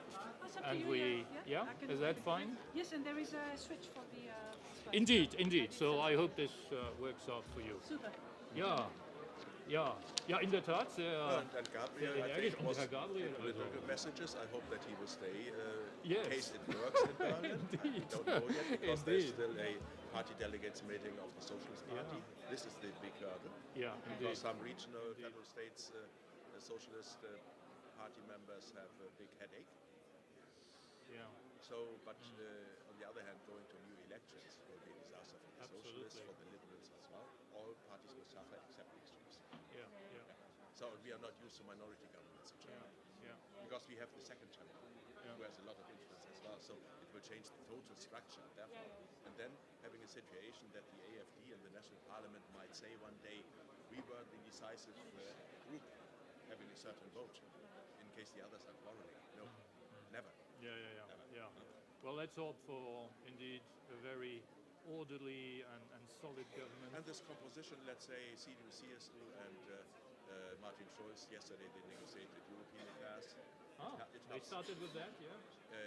The second day, yeah. Okay, very good. For the socialists, it's a key issue, and this helps Merkel as well to reject certain overwhelming proposals from the CSU system. Yeah, exactly. That's why I think. Well, let's cross fingers. And if we could keep Gabriel as minister, be it of foreign affairs, it's a problem for Schulz. or of finance, I don't know. Said, as I read, if now this coalition negotiation will fail, my political career comes to an end. And Seehofer replied, it's not only your career. Indeed. True. It would be a disaster. Yeah. Of course, unfortunately, the Liberals fled, although the Greens were moving a lot. So I was quite astonished how far they were going. And the Liberals, I see that many people from SME voting for the Liberals, having the Liberal part in the coalition, were so much disappointed, telling them now, look, the economic and social price is very much higher with the socialists. Yeah. And we didn't vote for you to have this. Indeed. So you're running away from responsibility. Yeah. And now they come with this slogan, the new generation in Germany. What an approach, Yeah, well. And this is Lindner. Of course, after such a success, sometimes people feel too strong. Indeed. And they overplay. They overplay their hands. Yeah. True. Okay. Shall we try to make a start? Ist es okay, wenn Wenn Sie noch unten bleiben, ja? Ja, Wie okay. beim letzten Panel und dann rufe ich Sie Ja, raus ist in Ordnung. nach dem Keynote-Speech. Ne? Alles klar, ist Nicht, gut. dass Sie Ja, ich setze mich dann hier vorne, bitte. Ja.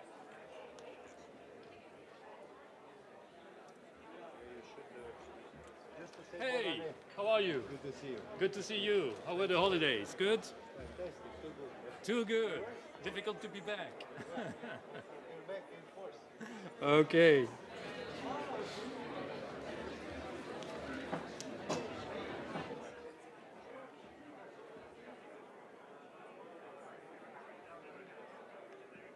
Hello again, everyone. Any technician here? Micro is not working anymore. Hello again, everyone. May I suggest that we very quickly take our seats if we want to have enough time for, I'm sure, a very fascinating debate on flexibility within the MFF.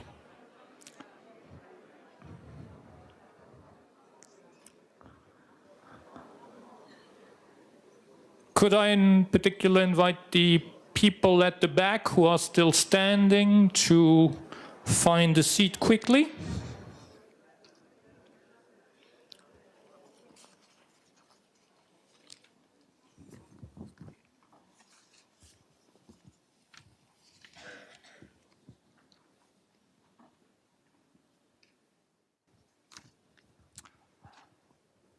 So, very glad to start this second panel of the morning, as I said, on flexibility within the MFF. And without further ado, I would want to present you with our keynote speaker for this second panel. Her name is Maria de Metzis. She is Deputy Director of the Bruegel, Brussels-based, if I'm not mistaken, think tank.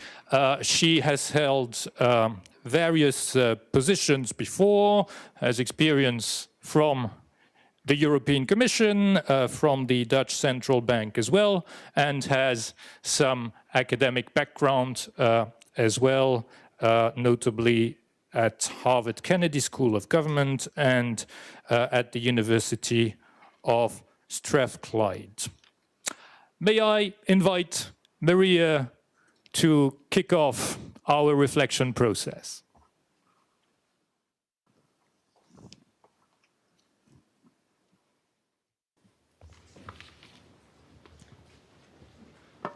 Thank you very much, Mark, and thank you to the organizers for giving me the opportunity to think about the process, the new MFF process, and one particular aspect of this, which is the issue of flexibility.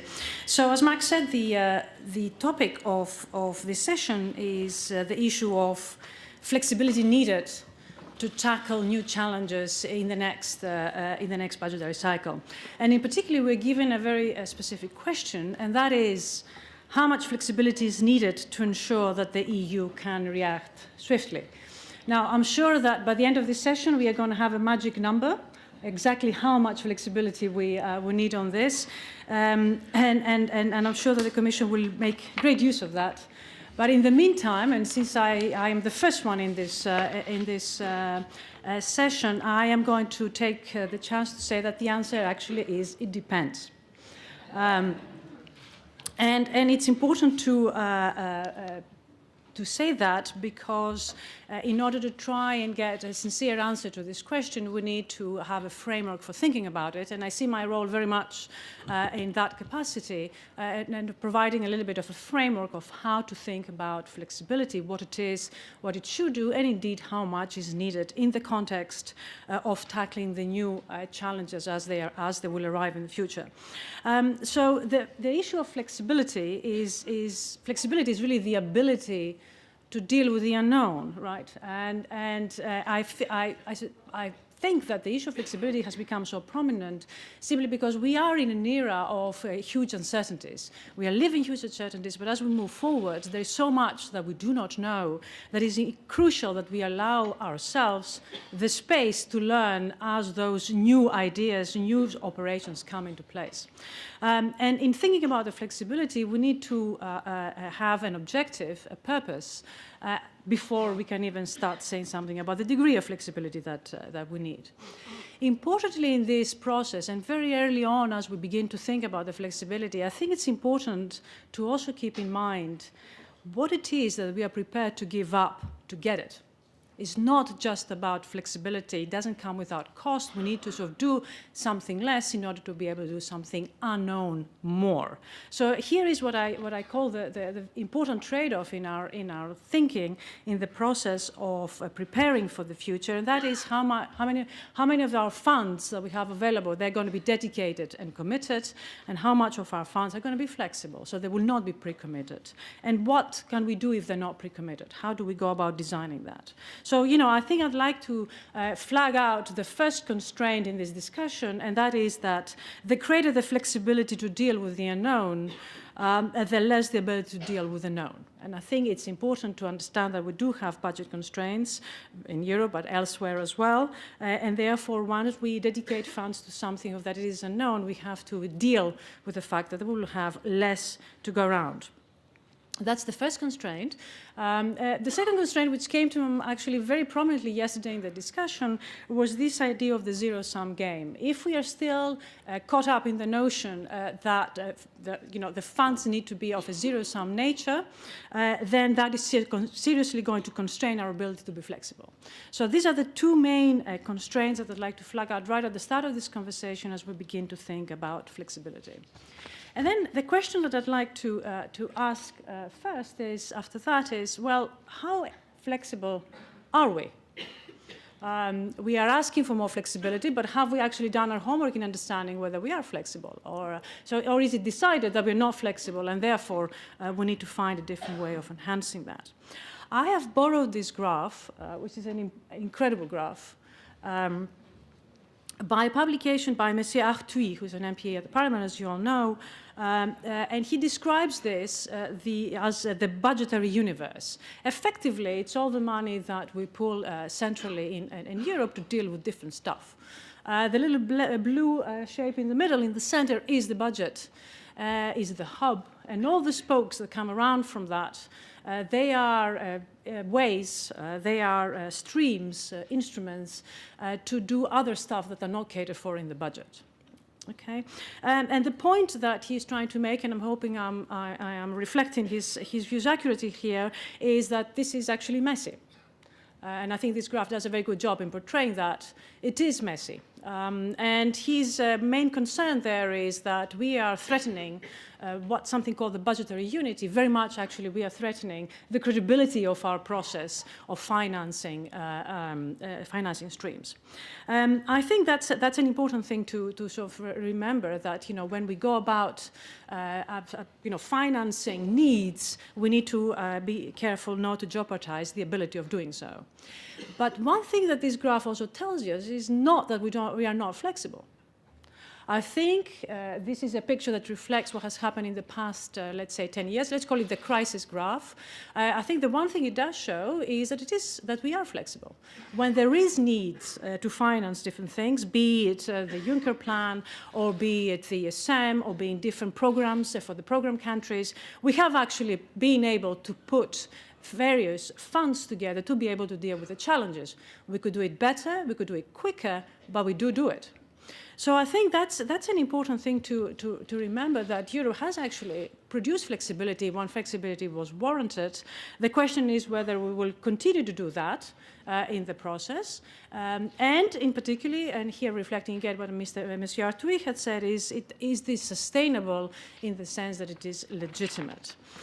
So I think the nice thing to take from this graph is that we are flexible, but we lack structure, and that structure may actually undermine our ability to be flexible in the future, very much in the spirit that he is reflecting. rejected it.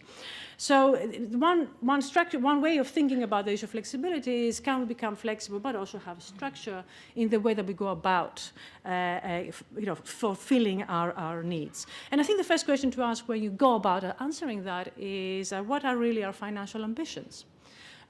We need to define those both in the EU as a whole and certainly for the budget. And how many of these financial ambitions really need to be covered by the budget, by the EU budget, and therefore need to be part of the process that is about to start right about now. And just like with any budget, so there are ministers here, just with any budget, we need to ask the question, what is the purpose of the budget? And we typically have, in a textbook sense, the three roles for any particular budget. There is the allocation purpose, there is the redistribution and the stabilization. I think the current European budget in its current format does fulfill parts of 1 and 2. We have European and national public goods, and we have the cohesion funds, which serve for a redistribution. We don't have the last purpose, the stabilization purpose, and it is part of the discussion. We heard yesterday Jean Pisani-Ferry very much allude to this issue, to the need of thinking about the role of stabilization coming from the budgetary, from the fiscal budgets in the context of the euro area. This is something that needs to be discussed if we want to sort of fulfill all the strings of the budget. And I've put here 2 snapshots of what the budgets are being used for in 2013 and 2016, and the main message from that is that it's very stable. There are small differences, but effectively the way that the budget had been allocated between these 3 years, of course in the same budgetary between 2 different budgetary periods, are actually there's great continuity in the way that Europe addresses some of these fiscal needs. How would you go about then moving a little bit away from this and ensuring that in that pie there is also a visible ability to deal with things that are not pre-allocated? And here is if you like, my contribution to this.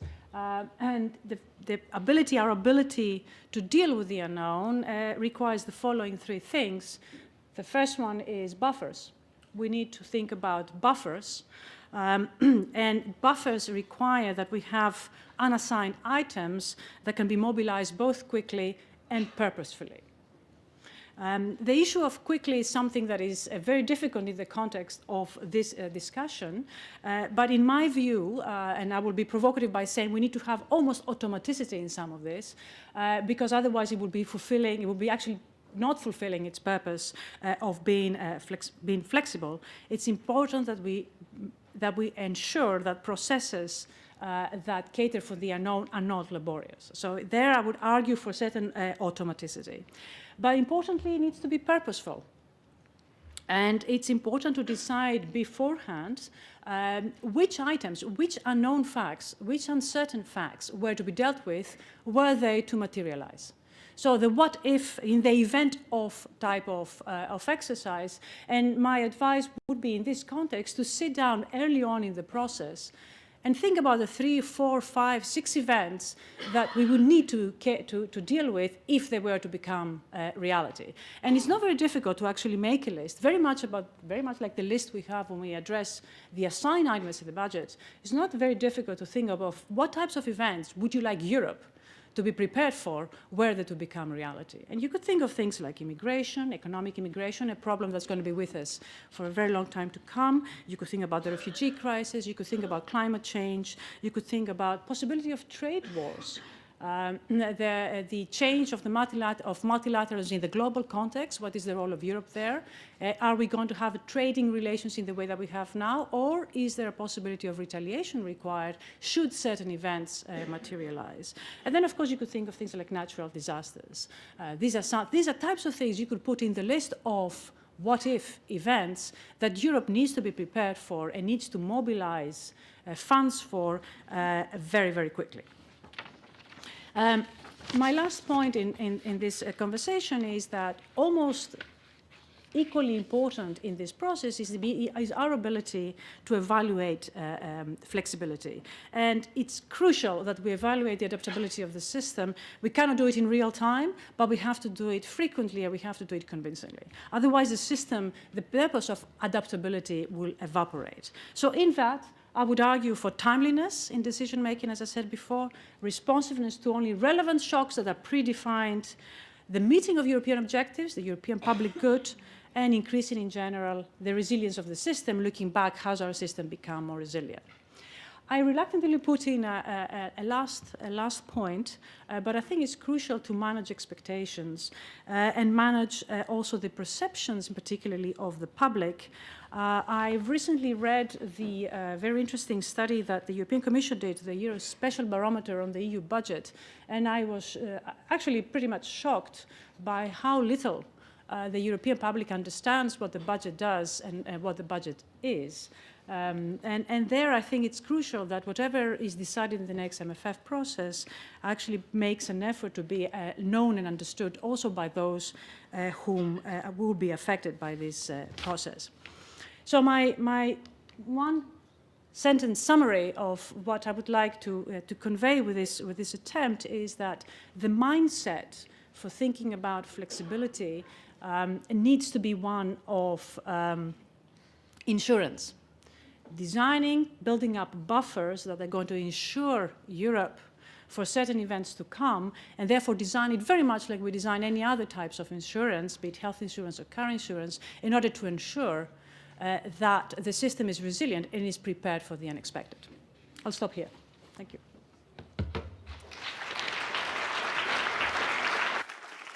Thank you very much. You stay with us, right?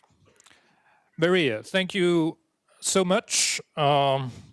There was really a lot to think about in what you said, and I'll refer to one or two things in a second. I would now like to invite our distinguished panelists up here, starting with Victor Negrescu, who is Minister for European Affairs of Romania since last year.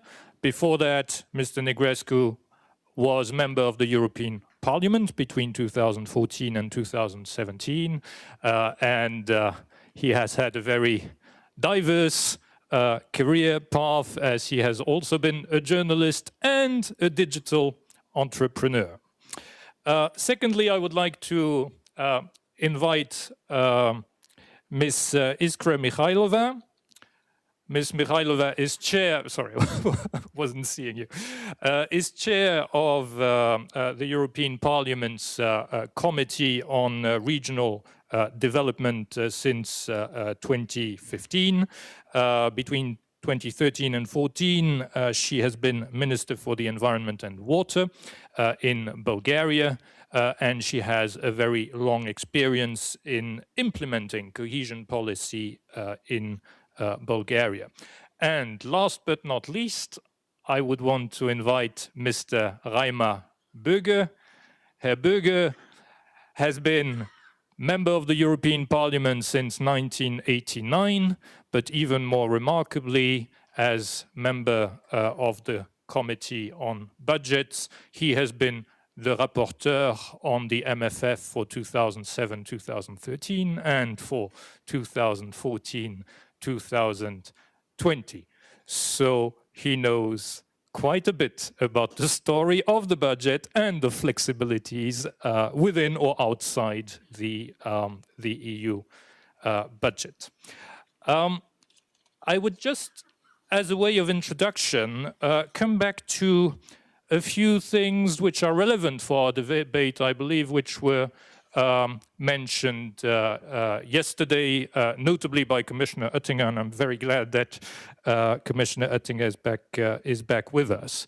And it is that possibly we might one more time have a multi-annual financial framework for 7 years, which does impose then a particularly hard thinking about how to be able, over such a long period, to react to unforeseen events. And I think that the recent years have clearly demonstrated that we have to expect the unexpected, and we have to be able indeed to build in some reaction capacity to the unexpected. Let me just mention last year's too many natural disasters, the migration/asylum crisis, which hit Europe from 2014-2015, which imposed on us to find some means. Figures were mentioned yesterday by President Juncker. We managed to pull together overall 17 billion for notably the Turkey facility, but also other internal needs. External crises, several trust funds have been created. It's part of the galaxy which Maria showed around the EU budget. And President Juncker emphasized yesterday that, in fact, by now we had really empty pockets, that we had used up more or less all flexibilities which had been foreseen, and we still have 3 years to go to the end of the multi-annual financial framework. So clearly a highly important question. I would suggest that we need to look at it through different angles, because of course flexibility can be built in different ways. We know of the different instruments which are beyond the MFF framework. Some were already referred to. It can be the Solidarity Fund or the Globalization Adjustment Fund. But there is also the question of how to possibly have more flexibility within policies or within programs, whether to have some kind of midterm revision of those, of the contents of those, and so on and so forth. Interestingly, Maria also reminded us that there is one topic for which today we have no answer, and it is possibly stabilization needs, especially within the Eurozone. And she also suggested, slightly intriguingly to me, that there was a trade-off between catering for the known and catering for the unknown, and that we should have more automaticity in decision-making by defining clear triggering events. And that is also quite thought-provoking, because we do indeed, for any system of flexibility, have today quite a heavy decision-making process. Again, if you think about those funds I mentioned, the Solidarity Fund or the Globalization Adjustment Fund, there has never been, I think, a case where Council or Parliament would have disagreed with a Commission proposal, but it always takes months, if not 1 year, for Parliament and Council to agree to those proposals. So it is perhaps not an overall ideal situation. May I now turn to our panelists and start perhaps with you, Ms. Mikhailova. Sorry to surprise you. If it's okay with you, you have the floor. Okay, thank you. Thank you very much. It was a surprise for me that I will begin the answer, but thank you for the presentation. It was very interesting to see the picture, which is looking like a mess. But in the same time, to underline that there is organization in this mess. And actually, we do have the opportunities for the flexibility even now. And being representative of the Parliament, I can say that yes, we try to produce the flexibility, but it takes time.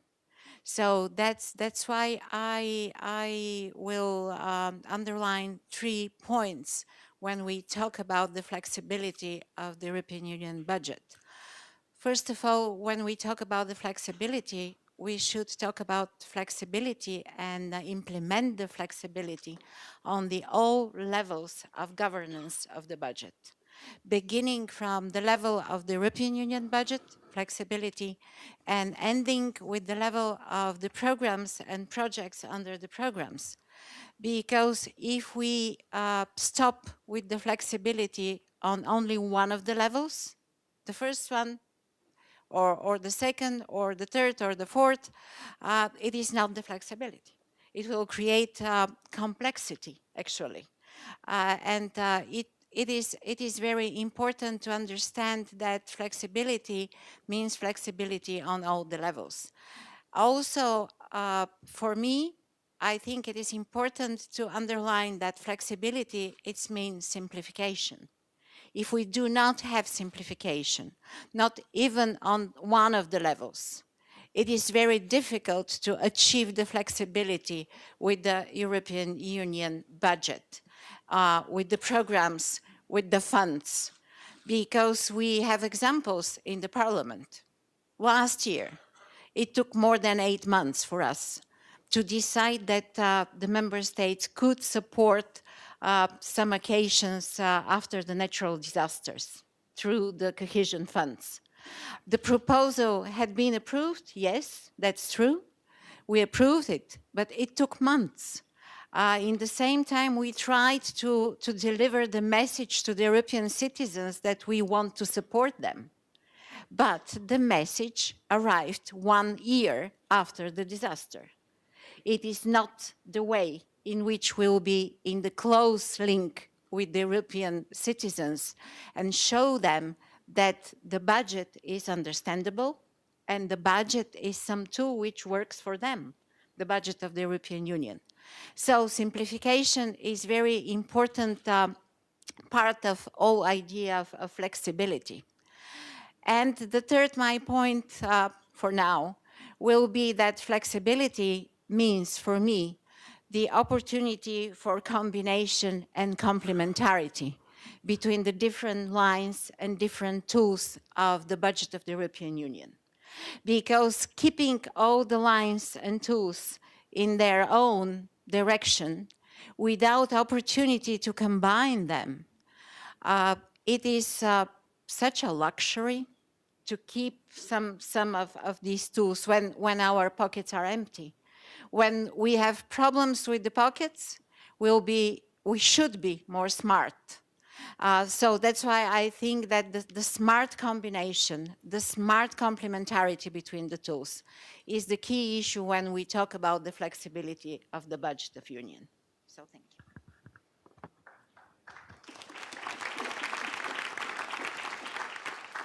Ms. Michailova, thank you very much. May I now turn to Mr. Böge?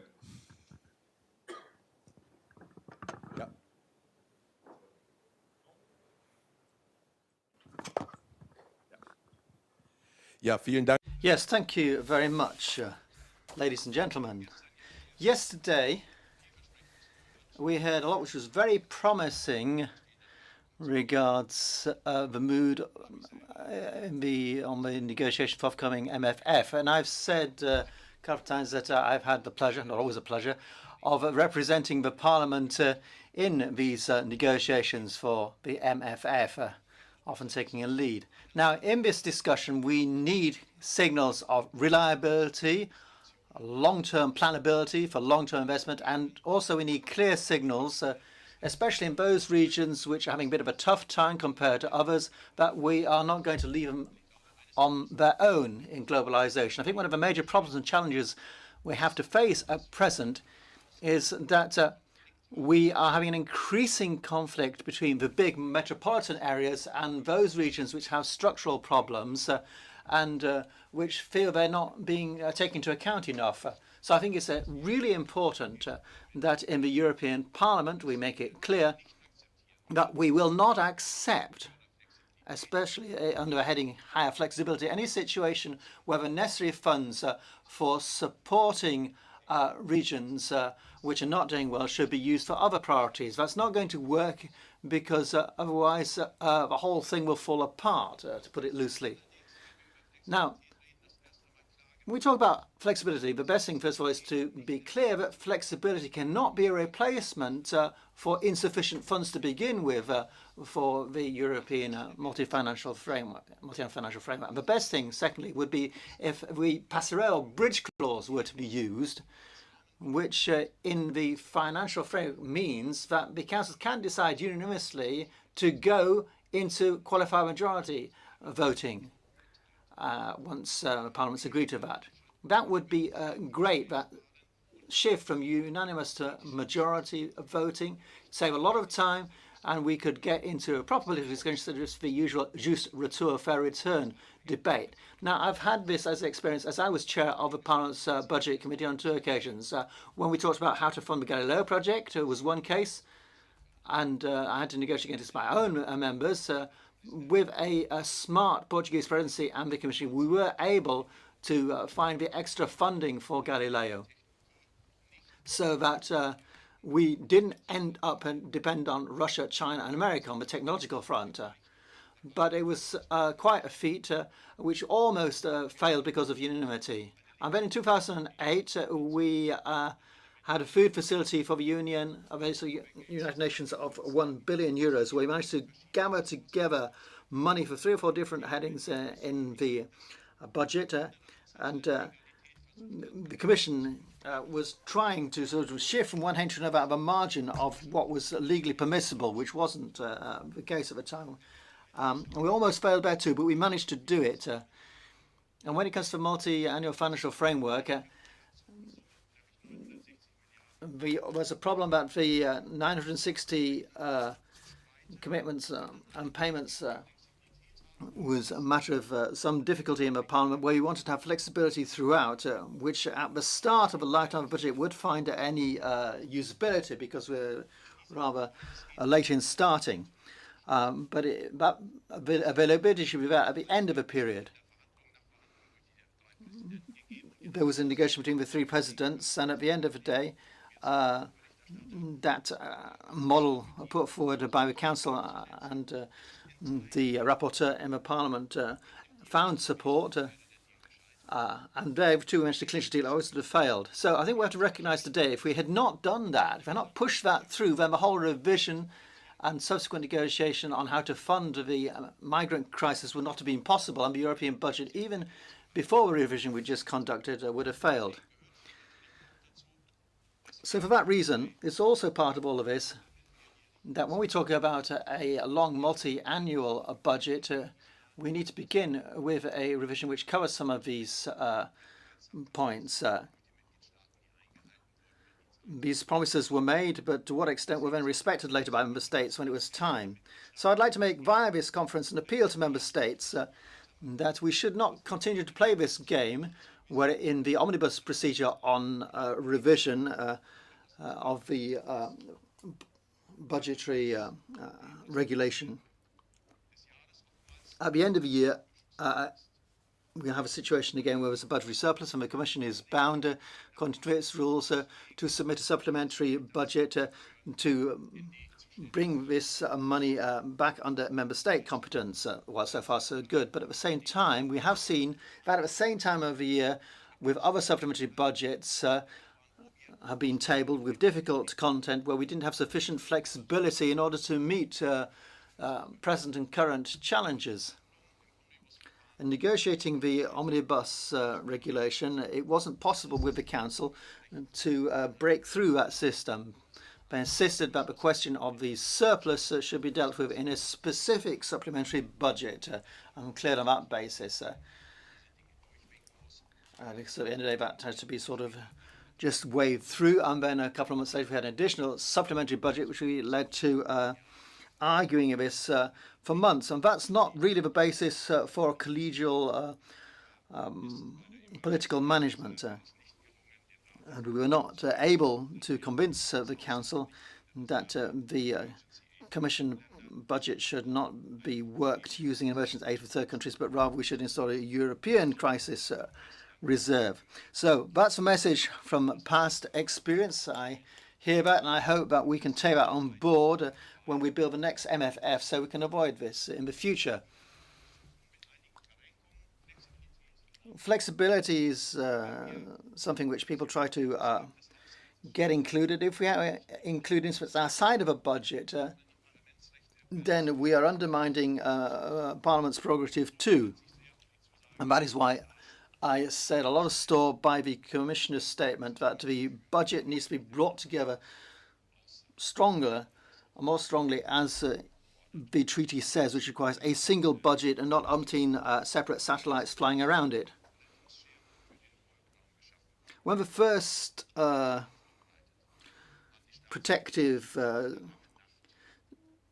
arrangements found for the euro area, the heads of state and government spent a long night and ended up taking some of the funds out of a margin MF and the top of the own resources. That was, again, an infringement of Parliament's right. We should have asked Parliament before deciding on that. Or perhaps afterwards you can reread the treaty on that, and later we made sure it was corrected. But not really at the time when we should have stood up and demanded it, because we didn't want to upset the markets. But it's just examples which show that the instruments that we have created, and let me say positively, that in this MFF we did manage to find necessary flexibility to deal with the migrant crisis contingency instrument, flexibility instrument. These margins were able to use that, otherwise our budget would have collapsed. But I think we need to appeal for a much more intensive general degree of flexibility, because given the environment in which we now live, we really don't know what the next major challenge will be in our global village, which in turn will require a budgetary response.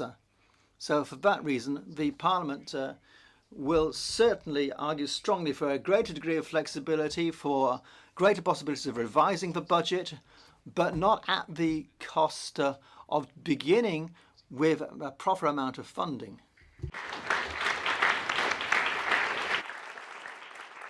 Herr Böge, vielen Dank. May I now turn to Minister Negrescu for a national point of view on this? A national point of view or a European point of view? I think a representative of a member state could also speak, of course, while in the same time looking at the European Union. So I will get out of my presentation, actually, and this was one of the reasons why I wanted to intervene at the end, because I think as a future presidency of the European Union Council, we also have to learn to listen to others and listen to the different positions. You know, knowing that the Commission's calendar is assuming that the negotiation will finalize during our presidency, it's important for us to listen a lot. And actually, my intervention today will focus on this idea of listening and what we heard in the last couple of weeks and months about the budget and about the issue of flexibility. And I think it's quite an important analysis of what is going on. In the same time, I'm going to present what's our own point of view on this aspect. So first of all, after discussing with many countries and with many stakeholders on the issue of the budget, we learned that basically we have to start any discussion from the current budget, and we have to look how the budget looks and the details of the current budget, the amount and when the money comes from. But also we need to do something quite important, is identify the goal of the European Union budget. And here we found out that basically not everyone has the same positions regarding the use of the European budget.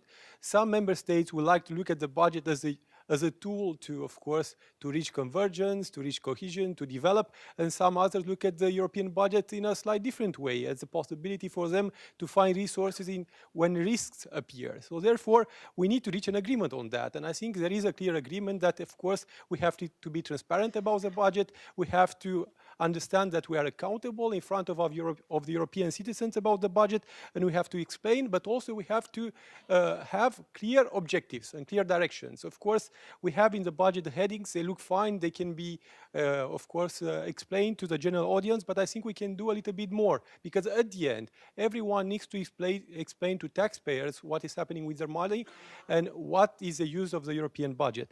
We also found something quite interesting, an idea about the necessity to do an assessment of the current budget and actually look in details and to see how the programs were used and if they were useful and how they were useful, how we can basically refocus the budget on EU citizens' needs. And if you look at the polls, you can actually see that. And actually what's interesting is that if you evaluate the position of the European citizens across member states, you tend to see that they have the same request from the EU budget. And sometimes those things are more common than the opinions of member states. Sometimes the position expressed by member states divide us more than actually the position, how the position of European citizens unite us. So an assessment is needed. And of course, there we can find in the same time resources necessary for our new ideas, for our new projects, our new objectives, and it's important to start from that because it's important to get this out of our heads. A lot of positions are expressing this idea that, of course, we have to look at the budget. Let's look at it, and after that, we get this out of our heads, and we can speak about the future. In the same time, we have a debate about, of course, whether or not we should contribute more to the European Union budget. And I can tell you that our country's position is that we are evaluating this possibility of contributing more, but we have to recognize other member states are not thinking about that. But in the same time, we do not discuss transparently about identifying real own resources in the EU budget. So let's do that. Let's speak about that. So we do not agree in contributing more. Let's find this solution.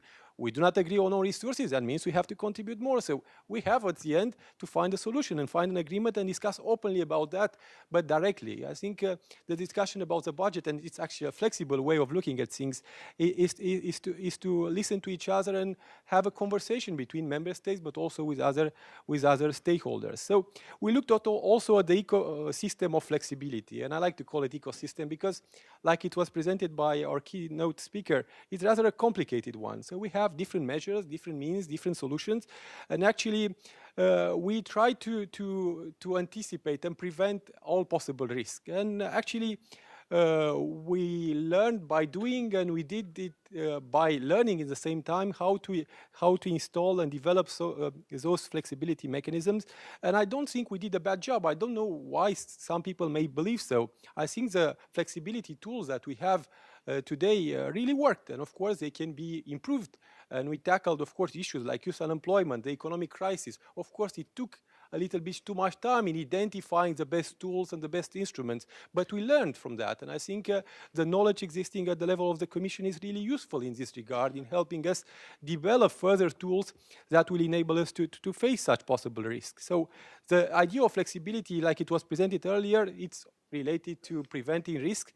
But of course, let's look at how we do that. So bureaucratizing, regulating too much this issue of instruments, of flexibility of instruments to fight against risk also may be a risk in itself. So of course, this discussion needs to be made. And I often work on the issue of budget regulation. And if you look at that file and what it has, of course, you will have some difficulties in understanding. Of course, even though most of you are experts, but if we want to present that to other people and, of course, to our experts back home at national level, we may find some difficulties. So it's important to flexibilize also the legal framework, the regulations around the flexibility instruments, of course, to make it accessible and, of course, easy to be understood.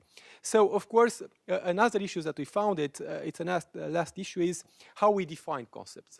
And I have to tell you all that we don't have common definitions that we are giving to the concept. And I think we have to start by that. It's clear in today's interventions that we have different interpretation of the concept of flexibility, and not only about that, but I think it has to be presented as an important concept of the future EU budget. But in the same time, flexibility for us doesn't mean not having predictability. Predictability is important, so we can plan. We can have objectives at the EU level. That doesn't mean we have to flexibilize everything. So it's clear that we have to have a clear definition. We can prevent risk, we can predict risk, we can find solutions, develop the best instruments for that. We have an assessment of what may happen, of course, not of everything, but in the same time, predictability is important even for such instruments. Flexibility doesn't mean not having a policy design. It means simply having proper tools to tackle all of the issues that can appear, and this is also quite important.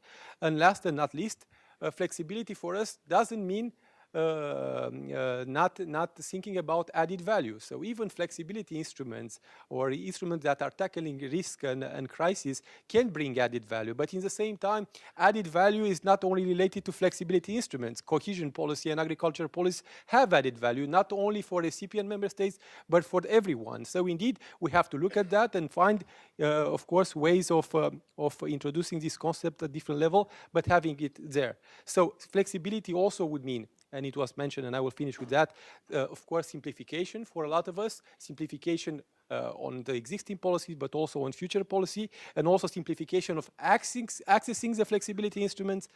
Flexibility also means transparency, and I think this is also quite important element, and we should not forget about that. I think people have to understand this element.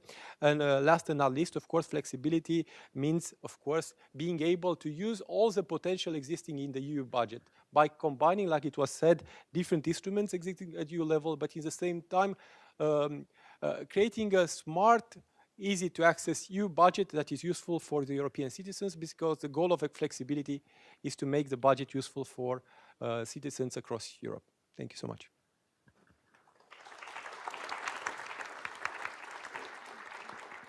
Mr. Negrescu, thank you very much. And thank you in particular for having also shared your thoughts as future presidency of the Council, namely of the first semester of 2019, which is indeed a period on which many people focus when it comes to the MFF. Before opening the floor, I would want to give Maria the chance to perhaps prolong her thoughts, given that on the one hand we had Ms. Mikhailova and Minister Negrescu pointing to different to different dimensions which you hadn't alluded to, like simplification, like combination of instruments, like transparency. And Mr. Berger, I think, was somewhat in contradiction, in fact, with you when it comes to this notion of having a trade-off between catering for the known and catering for the unknown. And he emphasized also very much the need to have more of a general flexibility rather than one which is predefined for also predefined situations which might arise in the future. Maria. Thank you very much, and thank you all for these are all excellent, excellent points, and there's a lot to think about. I have stayed very clear from the point of how to increase flexibility. And the reason why I didn't do that, or why I stayed clear from it, is because we have very competent policymakers to decide how to do that. And because there isn't really one way of doing it, which you can say this is the optimal way of doing it. There are choices along the way, and it's crucial to reflect preferences. And I think that's why I think we have politicians, and this is what I see. This is where I see the decisions need to be made. But on these trade-offs, I actually will insist on this idea of trade-offs. I mean, the world is rigged with trade-offs, and this one about the ability to deal with the unknown versus the ability of dealing with the known is very obvious to me. And it is about the pie. It is one pie. And if you look at, we are deciding here how we're going to spread that pie, how we're going to distribute it. The idea behind the MMF, behind the European budget, is investment. And investment requires predictability and it requires commitment. So therefore, we decide which budgets, which projects we are going to finance, and we commit for a period of 7 years, for better or for worse, that this is what we're going to invest in. That has zero flexibility. Now, the moment we start thinking about dealing with things that we cannot predict at the start of the MMF, but along the way we need to deal with in the process of the 7 years, we have to find the funds to deal with them. Now, if we want the budget, the pie, to cater for that ex ante in advance, then we need to moderate our ambitions in terms of the investment that we're going to make in the 7-year period. So put money on one side and use that money along the way to deal with what we hadn't known when we started thinking about the process. I'm making a very simple point. When you're saving for later life in pension, you forgo your current consumption. Therefore, you do less of what you want to do now in order to be able to do it in the future. And that's actually what the principle that I'm trying to allude to here is. If you expect that the world is going to be extremely uncertain in the future, then you need to cater for it now. You need to put a lot of funds on one side now to cater with what the future is going to bring you. That means that the funds available now to deal with our consumption are much smaller. That's the sense in which I think there is a trade-off here.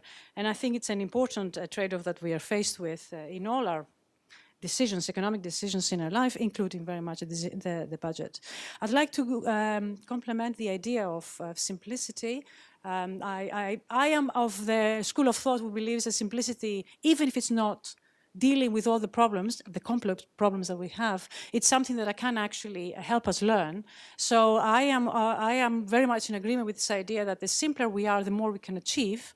Simple steps can actually help us on the way. So I definitely would like to err on the side of simplicity rather than on the side of complexity.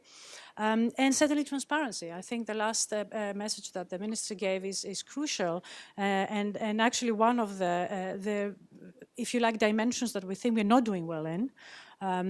Complex procedures and also, you know, the European Commission's barometer study really shows that there is huge misunderstandings of what the European budget does, and that's because we're not simple and we're not transparent. So I would really encourage and agree totally with our panelists on this issue. I'll stop here. Thank you.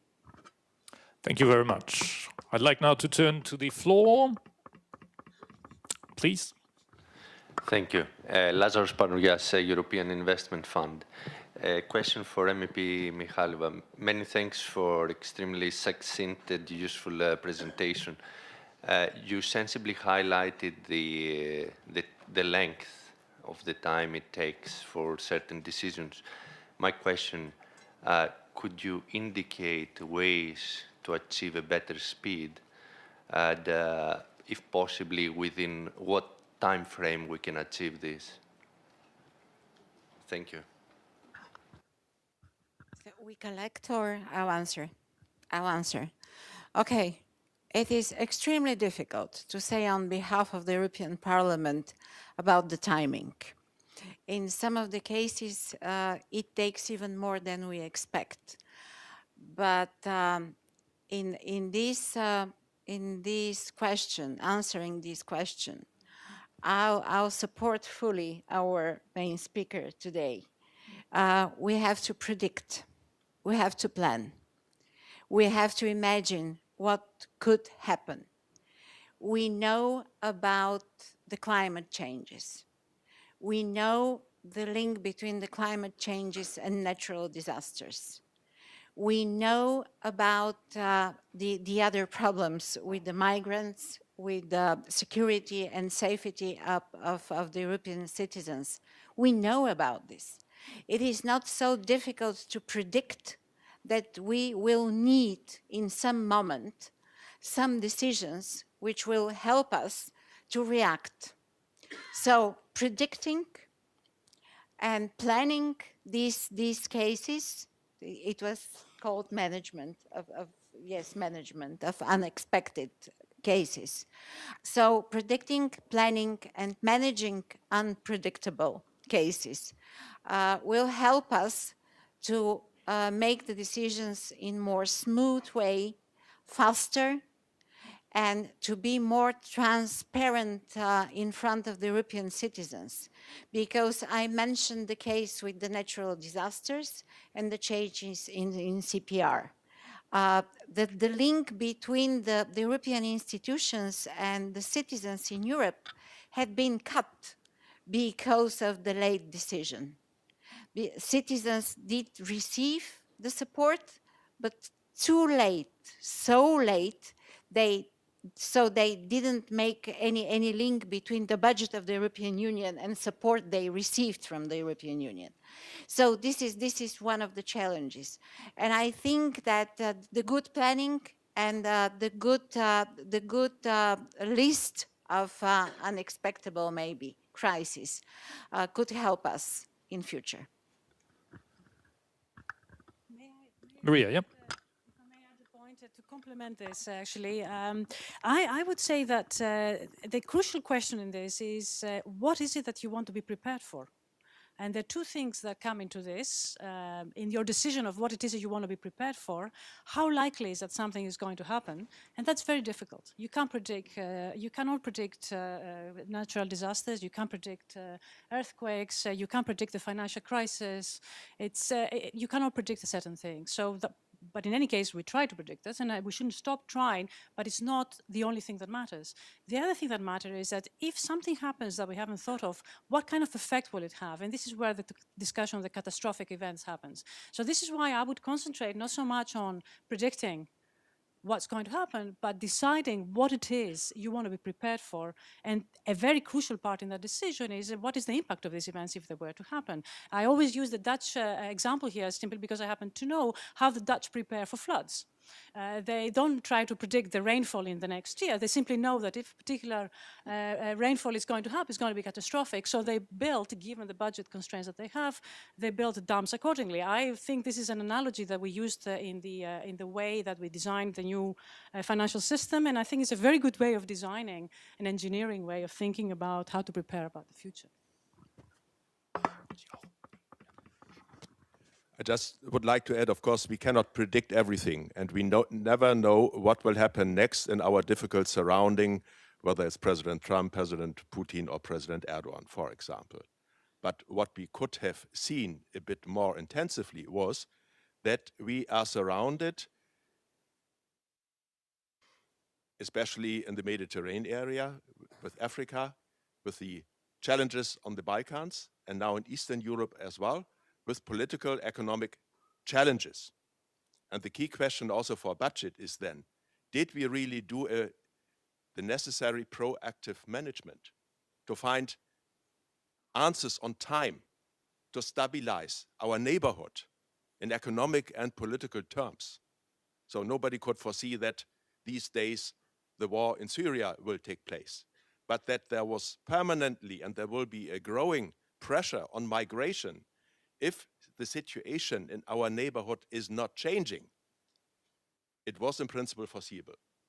And these are the deficits where we have all together, all European institutions, including the member states, to come to a more proactive politic management on European level, including the budget. Because the price, if the crisis occurs, is twice as much higher as the original engagement. Thank you. Thank you very much. On this topic, on speed of decision making, I would just, leave up in the air once more what I referred to, which is a fact that on our solidarity mechanisms in case of crisis, when there are heavy job losses somewhere, Globalization Adjustment Fund, when there are natural catastrophes somewhere, Solidarity Fund, the Commission proposals have always been accepted by Council and Parliament. One question is, would Council and Parliament be willing, of course, while defining the ex-ante conditions for triggering these instruments, to forego basically their powers or to grant authorization up front to go in the sense of some automaticity of crisis instruments. Further questions? Yeah, please, Minister. Just to add something, because of course, again, what is the purpose of this idea of predicting crisis, and what are the answers that we want to give to such possible crisis? Because again, I think here we are saying many things, but we of course, crisis can be prevented, and we can work also before a crisis appears, not only afterwards. So there are two things. So first of all, if we work at preventing and anticipating and so forth, like for instance the issue of floods or other national disasters, we need to invest now. So we don't need to invest before. So we can plan for things already in the budget. So we are capable of dealing with such issues. So being capable of dealing with disaster at EU level is clearly an important issue. So let's put it in the headings. If we know migration is a problem or is still going to be a problem. Let's put it in the budget now. So we don't need to put it somewhere else in a margin or in a flexibility instrument and wait for problems to appear or crisis to appear. So there are two things: what you do now in order to prevent crisis, and what you do if bigger crises appear afterwards. So two different challenges, two different ways of thinking the budget. And I think really that one of the key elements is, of course, again, simplification and not over-regulating or too much bureaucratizing the tools existing in the EU budget. This is really important. So getting access to the budget, you mentioned the issue of length to attract funds. This is key. So what is the member states that does it better? Do we know it? If we know it, let's take that example and do it at European level. We don't need to invent the wheel every time. We need to basically use what we have best in the European member states. Thank you very much. We have just 1 or 2 minutes more. One last question. A lady, perhaps? Sorry, discrimination, but... No? Then please, sir. I am not a lady. Okay, let's face the facts. My name is Joost Venniers of the European Economic and Social Committee. And a question to Mrs. de Mersis and, in fact, all. We have our mouth full of flexibility. Monti argued yesterday that between 2013 and 2018, all major issues were new. Terrorism, refugees, wars. Nothing existed at the time. Now it exists. That's 5 years. We are preparing a budget for 2027. That's 10 years. It's totally impossible, but the political reality is that if you don't build it in granite, you get every time, Mr. Berger has eloquently argued how difficult it is to come to an agreement on the slightest change. It is built in granite because member states have different views on the goals, they have different perceptions on the things that have been realized. And even if there is an overall challenge, it is interpreted in a different way. Now, my simple question to you, Mrs. Director General, is how can you easily talk about putting aside a certain amount of money for flexibility and unexpected disasters, whatever it is, when you have to live with this reality? Lack of trust, said Mr. Kim Kallas. Fundamental lack of trust and lack of common interpretation. That is the basis of all. And there is no flexibility possible, in my view, as long as you don't agree on the basic premises. Please, your answer. Candidates. Mr. Berger. I think this was a very important intervention, and you are fully right. It's a question of political will and defining of goals and then standing together in the crisis and put aside certain questions of minor challenges. So I think, first, we have to prepare some flexibility in the budget. We succeeded within this multi-annual budget framework, but we were very near to a crisis because member states didn't want it. So we opened the gate a bit, and we were acting quite successfully. So this way has to be continued. Second, we need as well a very clear revision clause that in case of a long multi-annual financial period, not knowing what will happen in 4, 5, 6 years in economic, social challenges, there must be the chance to revise a budget framework between the institutions. I think that's an important part, and we succeeded for the first time that there was a revision which deserves this name. So there is a certain progress, but it means as well that we are not capable to foresee all those challenges we might face at the end of the period. There we must be open even to redefine the whole project where we are still below the 1.3% of the GNI, for example, which, of course, yesterday was rightly questioned that with 1% or even lower with 1% payments, we cannot construct Europe as it is needed today, but always on a reasonable level and looking also if there is space in certain projects which are not well performed to use money for better challenges as well. So it's a package we need, but the key element for me, having this sort of sometimes terrible experience of delays and credibility, losing credibility because the money then was not transferred on time, that to international donor conference, there we are a bit better than others. Everybody is promising a hell of money and just half of it later will come. And so we are not on European level and on international not find the proper response on time. And there I think we have a common challenge, and it depends also in these big issues on the working structure of the Council. Frankly speaking, we need political leadership and not wasting time of 6 months about quarreling about minor issues, having these big challenges and crises. We have more or less run out of time, but one last comment by you, Minister.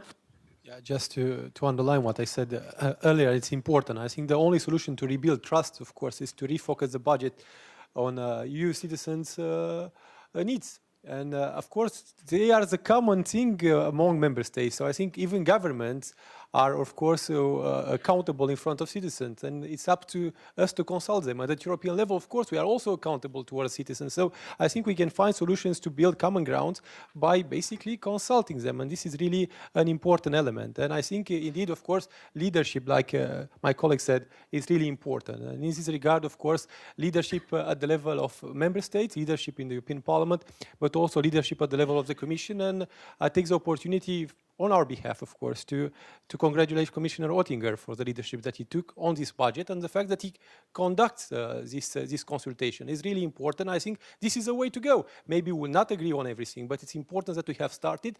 And for the first time after many years, we are really consulting each other and discussing about this budget in order to rebuild trust about the EU budget. So this is really important. Congratulate you for that.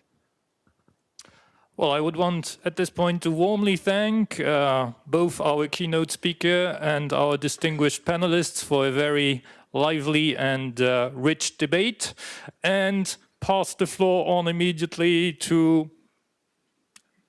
Oliver for the closing part of this two-day conference. Oliver.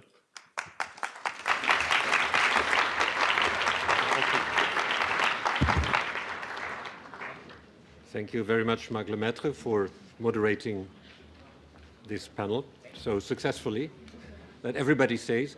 I would like to ask all of you to stay seated. We will show you a short video with sequences of yesterday's speeches, bridging the time to our last item on the agenda, Commissioner Oettinger and Ann Mettler delivering on the takeaways of this conference. Thank you very much.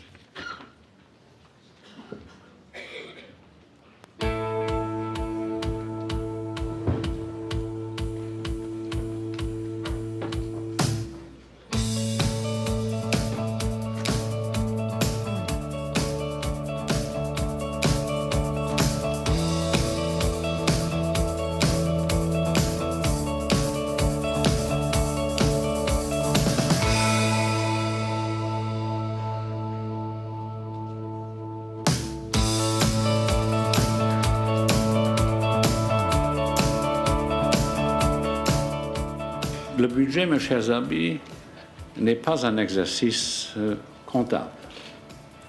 C'est toujours le résumé d'ambition.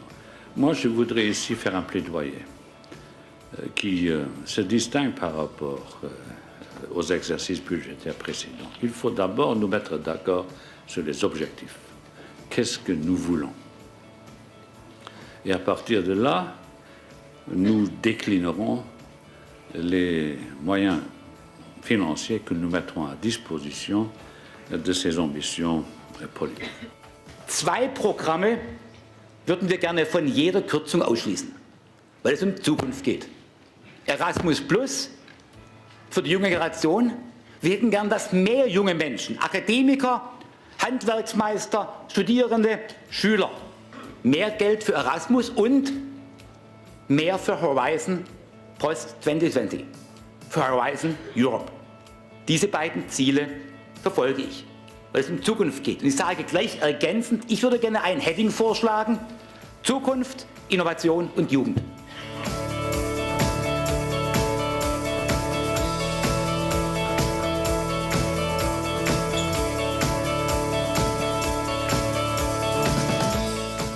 First of all, I have to say that we are net winners, not net payers. But niemand hängt vom Wohlergehen der anderen europäischen Mitgliedstaaten so sehr ab wie Deutschland. Und deswegen sind wir eben keine Nettozahler, sondern wirtschaftliche, finanzielle und politische Nettogewinner der Europäischen Union.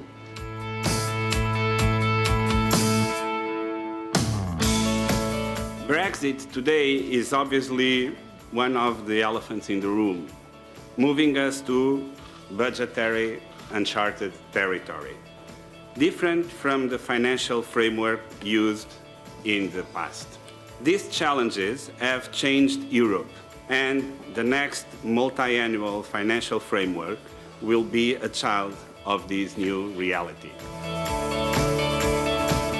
I ask everyone in 20 seconds or less, what is the one thing you want to say to Commissioner Oettinger right now on what he must do, what he should absolutely do? And Commissioner Oettinger, you have to listen. So go ahead. Okay. The challenge, I would say, is, we all agree net balance is the wrong approach. The question is, what is the right negotiation strategy to make sure that this negotiation is not dominated by net balances? Is it, for example, to start by deciding on what the net balance will be and discussing after the content of the policies? Je pense qu'il y a un consensus entre nous tous, c'est concentrons-nous à chaque fois sur la valeur ajoutée européenne. Chaque politique, chaque instrument, si on est capable de démontrer sa valeur ajoutée européenne, alors on le maintient ou on le développe. Sinon, on y renonce. It would be very important to create a mechanism where we can use EU funding more efficiently for crowding in private capital and private resources for achieving our policy goals. The most important issue is that we are not 28 anymore, we're going to be 27, so in a EU with less members, the budget can't be bigger. That's one of the key issues for sure.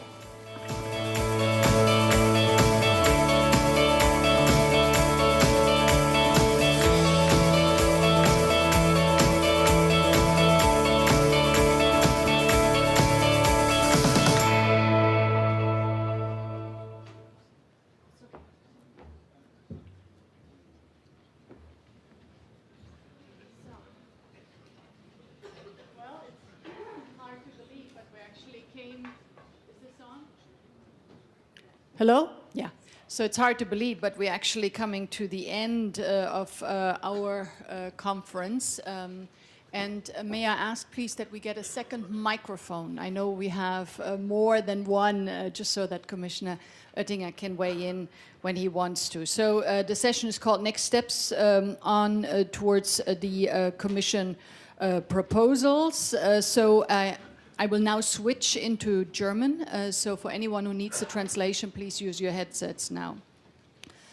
Herr Kommissar. Commissioner, first of all, thank you very much for having taken the time to be present during our discussions. As I was saying just now, we've now reached the end of this two-day event. Well, what's the main take-home message for you? Is there something which surprised you? Something which you weren't expecting in way of subjects which came up? Mrs. Metters, the central objective of the conference was to generate interest and to make sure that in 2018 and through to the European elections that you want to give a priority to the MFF, not under any other business, but right at the top of the agenda. Point 1 or 2 on the European agenda. And I think just the number of people who've turned out for this conference and the quality of the contributions and the level and quality of panelists has shown that we have achieved this objective, generating interest. In these first working days of a new year, we've managed to stimulate your interest. So our request is stay on board. We're happy to hear criticism. We're happy to listen to expertise. We're happy to hear differing opinions. But keep on talking about this here in the European Parliament, in the Council, in the Commission, in academia, business, NGOs, the media. Keep on speaking, and then we can turn this MF debate into a European success story. What surprised me? Well, that we didn't have any totally negative, mocking contributions. There seemed to be general agreement. We're talking about objectives which we shared, but we're constructively ready together on the basis of our expertise to deliver and shape the next MFF on time. I've heard a lot of contributions from all quarters, and none of these messages were negative or destructive.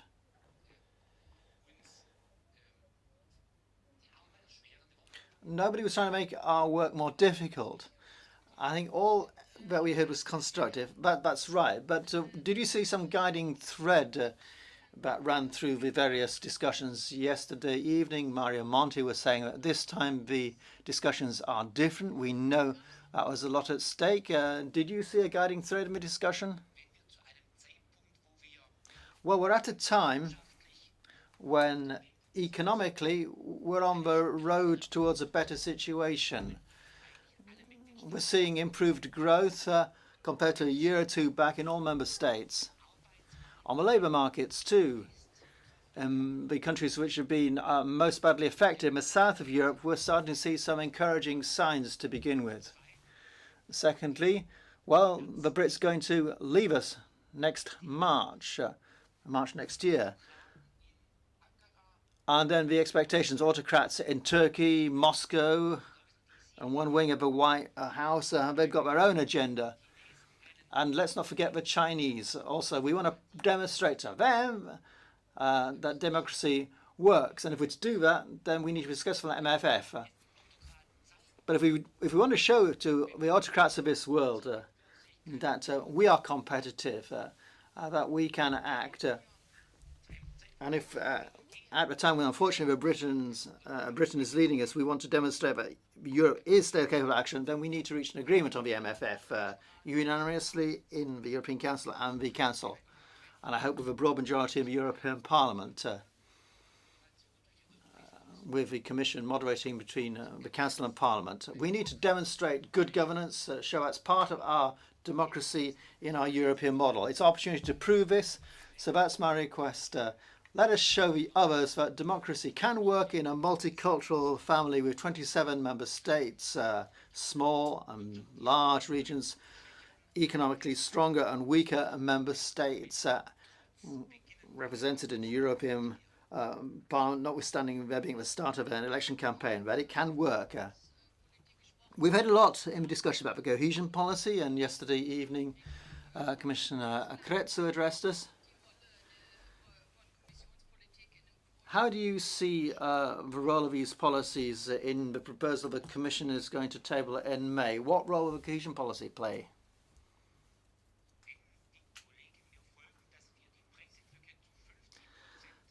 If colleagues agree that we have to cover the loss of revenue by Brexit by 50% savings, with 50% extra funds from the remaining 27, and if we are to regard our new tasks as opportunities, defence, fighting terrorism, protecting our borders, dealing with migration, internal solidarity, development aid, research for what will be technologically and economically important next decades. And if we're going to cover these new challenges with 80% new funds, but 20% by making savings elsewhere, that's a basic approach, then I think we have a balanced position between all the various interests we've heard expressed over the last 2 days between all the different member states.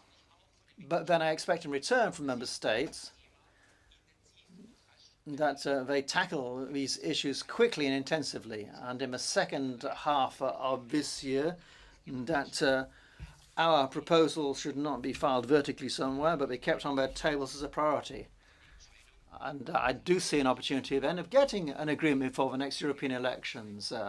Maybe my hopes are too high, but I don't think it's right not to formulate that hope.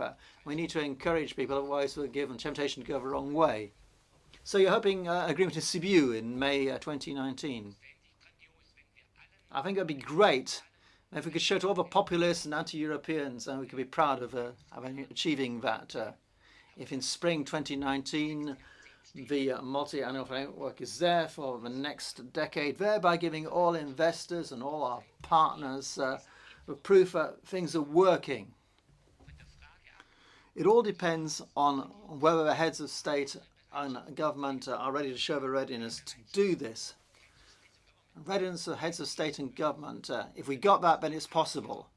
And surely in a space of 1 year, you should be able to solve even these complex issues. So a very innovative idea there. What was clear to me that the EU budget is about much more than just money. You talked about this yesterday. You talked about good governance. And also the need to show that Europe is capable of reform. And you're talking about that again just now. Is it your hope that the heads of state and government will achieve this?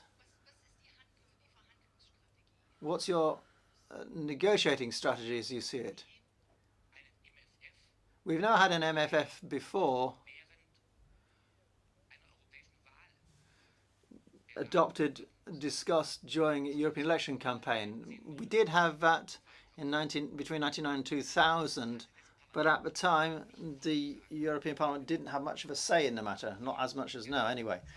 But 2005 to 7 and 2011 to 13 took place within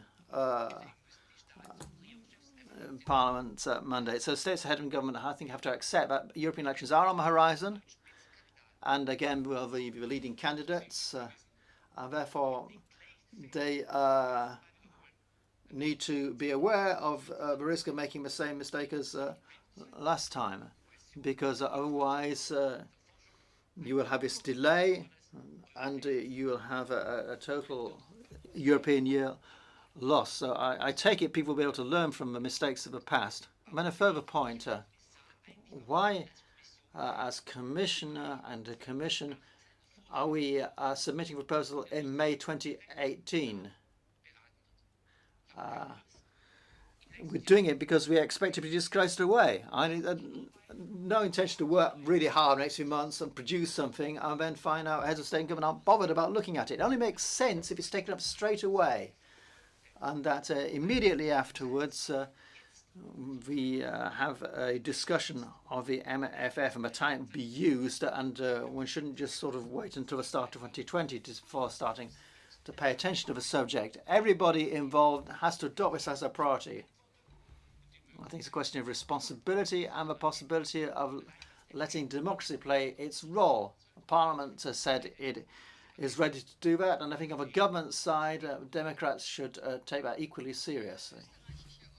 Mr. Blumel, the Austrian Minister of European Affairs, said that yesterday one should look at the Commission white papers, various scenarios, and a budget proposal should be tailored accordingly.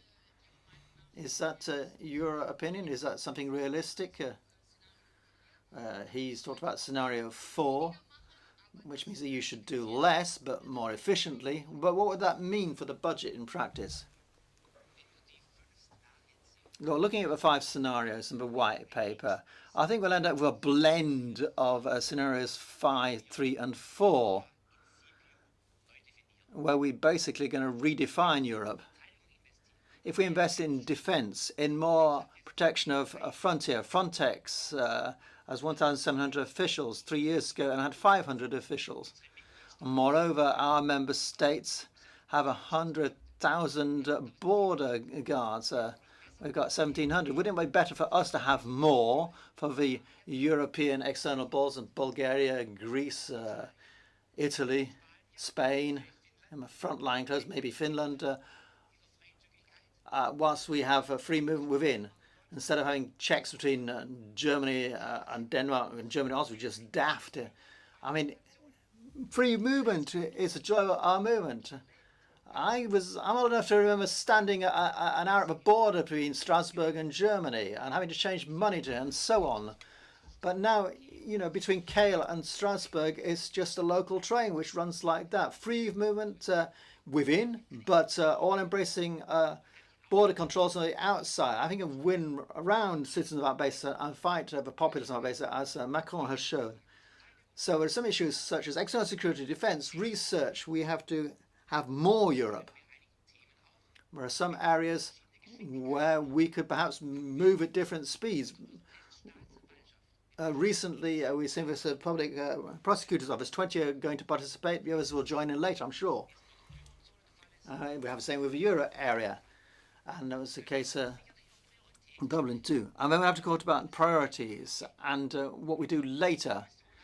And I think the Juncker Commission, by having reduced the number of new legislative proposals, has demonstrated that we set priorities and we can decide in what order we do things and how much importance we attach to things. In some areas, we're not going to be active. So a blended 3, 4, and 5 scenarios is the best proposal. That'll give you the best wine Europe can taste, such a blend.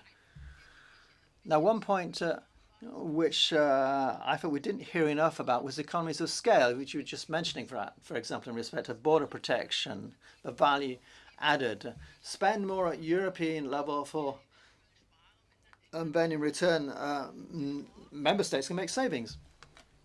In Professor Heinemann's presentation, I think that was quite clear in the area of defence.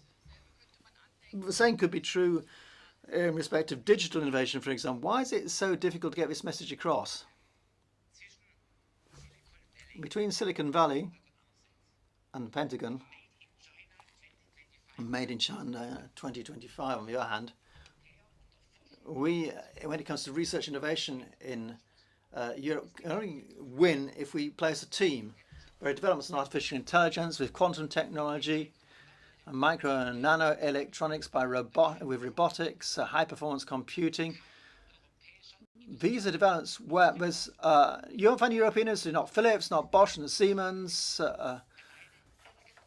They don't stand a chance, any of them by themselves. And no member state, for that matter, either stands a chance on its own, even the big ones. But working together as a European research team, then we can compete with Silicon Valley, Google, Microsoft, Amazon, and company, and Facebook, and with the Pentagon and the Chinese. Then we can hold our own again if we play together. It's so clear. And what I expect of our workers and trade unions and businessmen, Business Europe, is that they tell this to our governments. If in 2030 and 2040 we still want to be present in the area of research and innovation and remain at the forefront, we can only do it by playing as a European team. And that is why Horizon post-2020, Horizon Europe should not suffer from any cuts, rather be enhanced. And that would be in the interest of all member states. And that money has to come from the member states and taxpayers indeed, but in the interest of Europe as a whole. That's right. Earlier, before your current portfolio, you were Commissioner for Digital Affairs, and it was a bit disappointing for me that in these last 2 days we've not heard so much about the digital agenda. And when we talk about value added, that is one of the areas that I would identify. Why is that the case, do you think?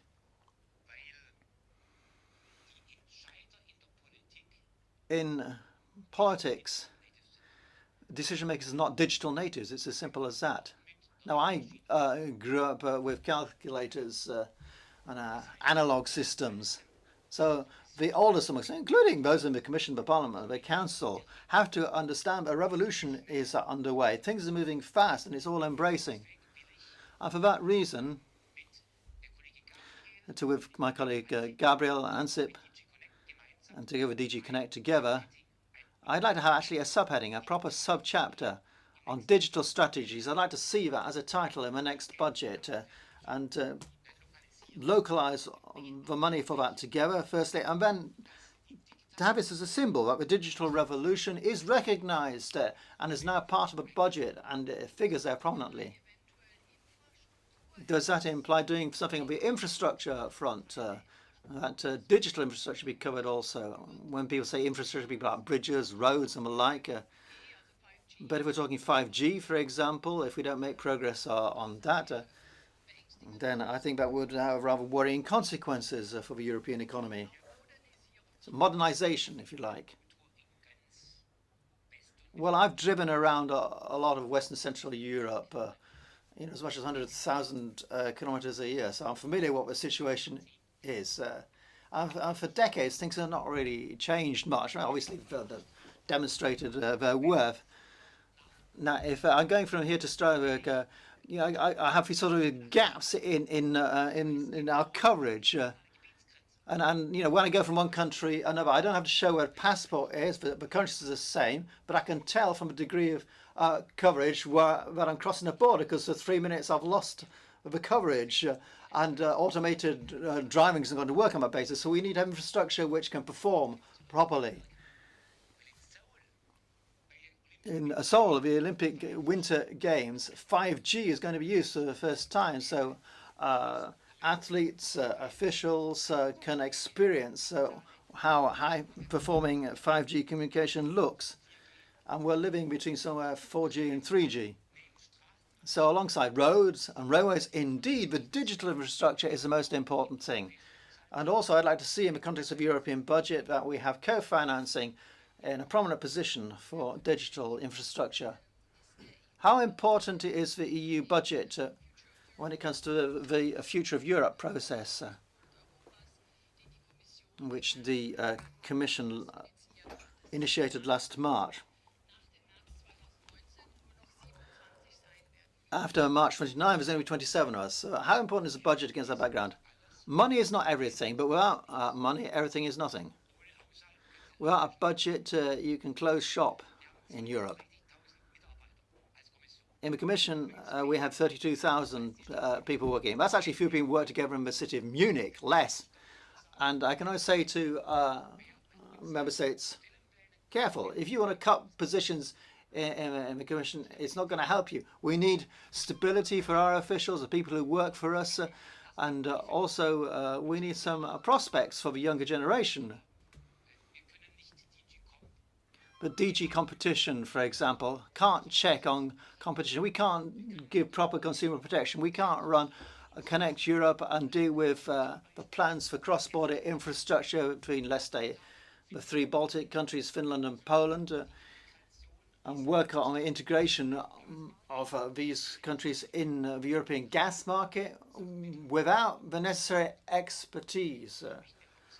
And I think the budget has to be slim, but it has to have the necessary funding so that we can deal with the European tasks in the coming years and continue to finance in a stable, serious way.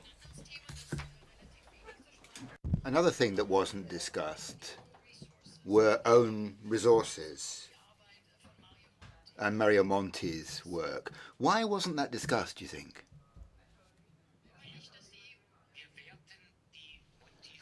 No, the Monti report will be studied. 2 or 3 of the proposals will be integrated, and then we'll fight for it. There were 3 representatives of the member states in the Monti group, and they went along with it. I don't think it's right if the work of a former commissioner, a former prime minister, and a very, very senior European would just be put in the history books. We will fight to make sure that the Council 2 or 3 of the proposals on extending and broadening the revenue side will be accepted. Commissioner, there'll be many questions, but I'll put the question to you first. Where are we going from now? Well, there's a debate in the Commission. 28 colleagues will be speaking. There'll be a guidance debate in the College. Then, in February, it'll be up to the Council. We'll be presenting. The Council will come together to talk about basic principles and a timeline for the next framework. And we expect clarity and we expect guidance from the Council. Then the Parliament will be producing a couple of reports in March. One on the MFF in general terms. Mrs. Thomas is the rapporteur. She's here in the first row. And Ulbricht, who was here as well. And then there'll be a second report, which will be on own resources. And those reports will contribute to our work. And in May, there'll be a proposal for the next 10 years. And all the partners, Council and the Parliament, we ask them to play the game, that when we've had our think in the Commission, maybe even during the discussion, that they get to work. Our Bulgarian friends, and then our Austrian friends, when they get the presidency, I'm here in August, till Christmas, over the New Year, use this time. And then the Romanian, the minister was here, I think, the Romanian government, from 1st of January onwards, or the 2nd of January, let's be generous, or maybe the 7th, to use that time until Austria, so that before the elections, we are able to do something, that we get together and have agreement on an MFF, because that's the way. I expect goodwill from all those concerned. Now, I have a lot of questions, but I know that at 1 o'clock, you've got to be in your car going somewhere. So all I can do is thank you. I have many more questions, but I'd like to thank you for all the good work, all the cooperation, and Commissioner, for your leadership in this very... Could we have a round of applause, maybe?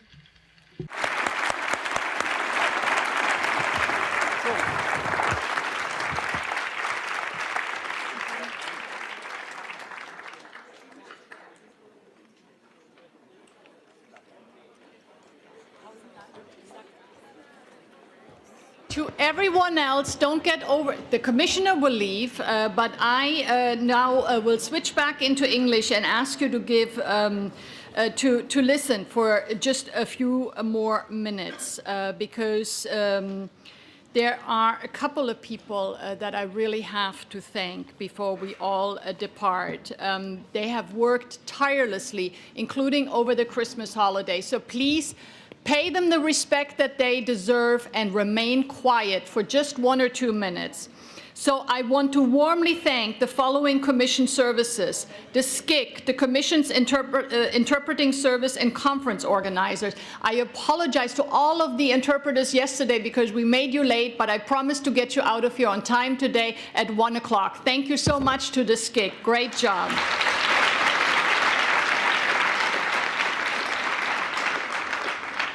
To the OIB, the Office for Infrastructure and Logistics, to the colleagues at Digit, DG Informatics, I also want to thank Security, Protocol, and DG Communications. Thank you. I also want to warmly thank the entire Oettinger cabinet, especially Michael Hager and Markus Schulte, the colleagues at DG Budget, especially the wonderful Nadia Calvino, their Director General, and also the colleagues from the Juncker cabinet, especially Sandra Kramer. And some additional individual names need to be mentioned as well. From the SCIC, it's Anna, Nora, and Thanasis. Great job, guys. I want to thank Yannick, who managed the team of hostesses. They did a great job. And I want to thank from the EPSC Management and Resources team, Julia, Christina, Claudia, Aurélie, and Michaela. And I also want to thank, as always, our amazing graphic designer, Anik, who developed the visual identity of this event. And there are two people who I cannot thank enough. And I want to ask them to actually come up on stage. Where are they? They're hiding. You know who you are. It's Agnieszka and Oliver.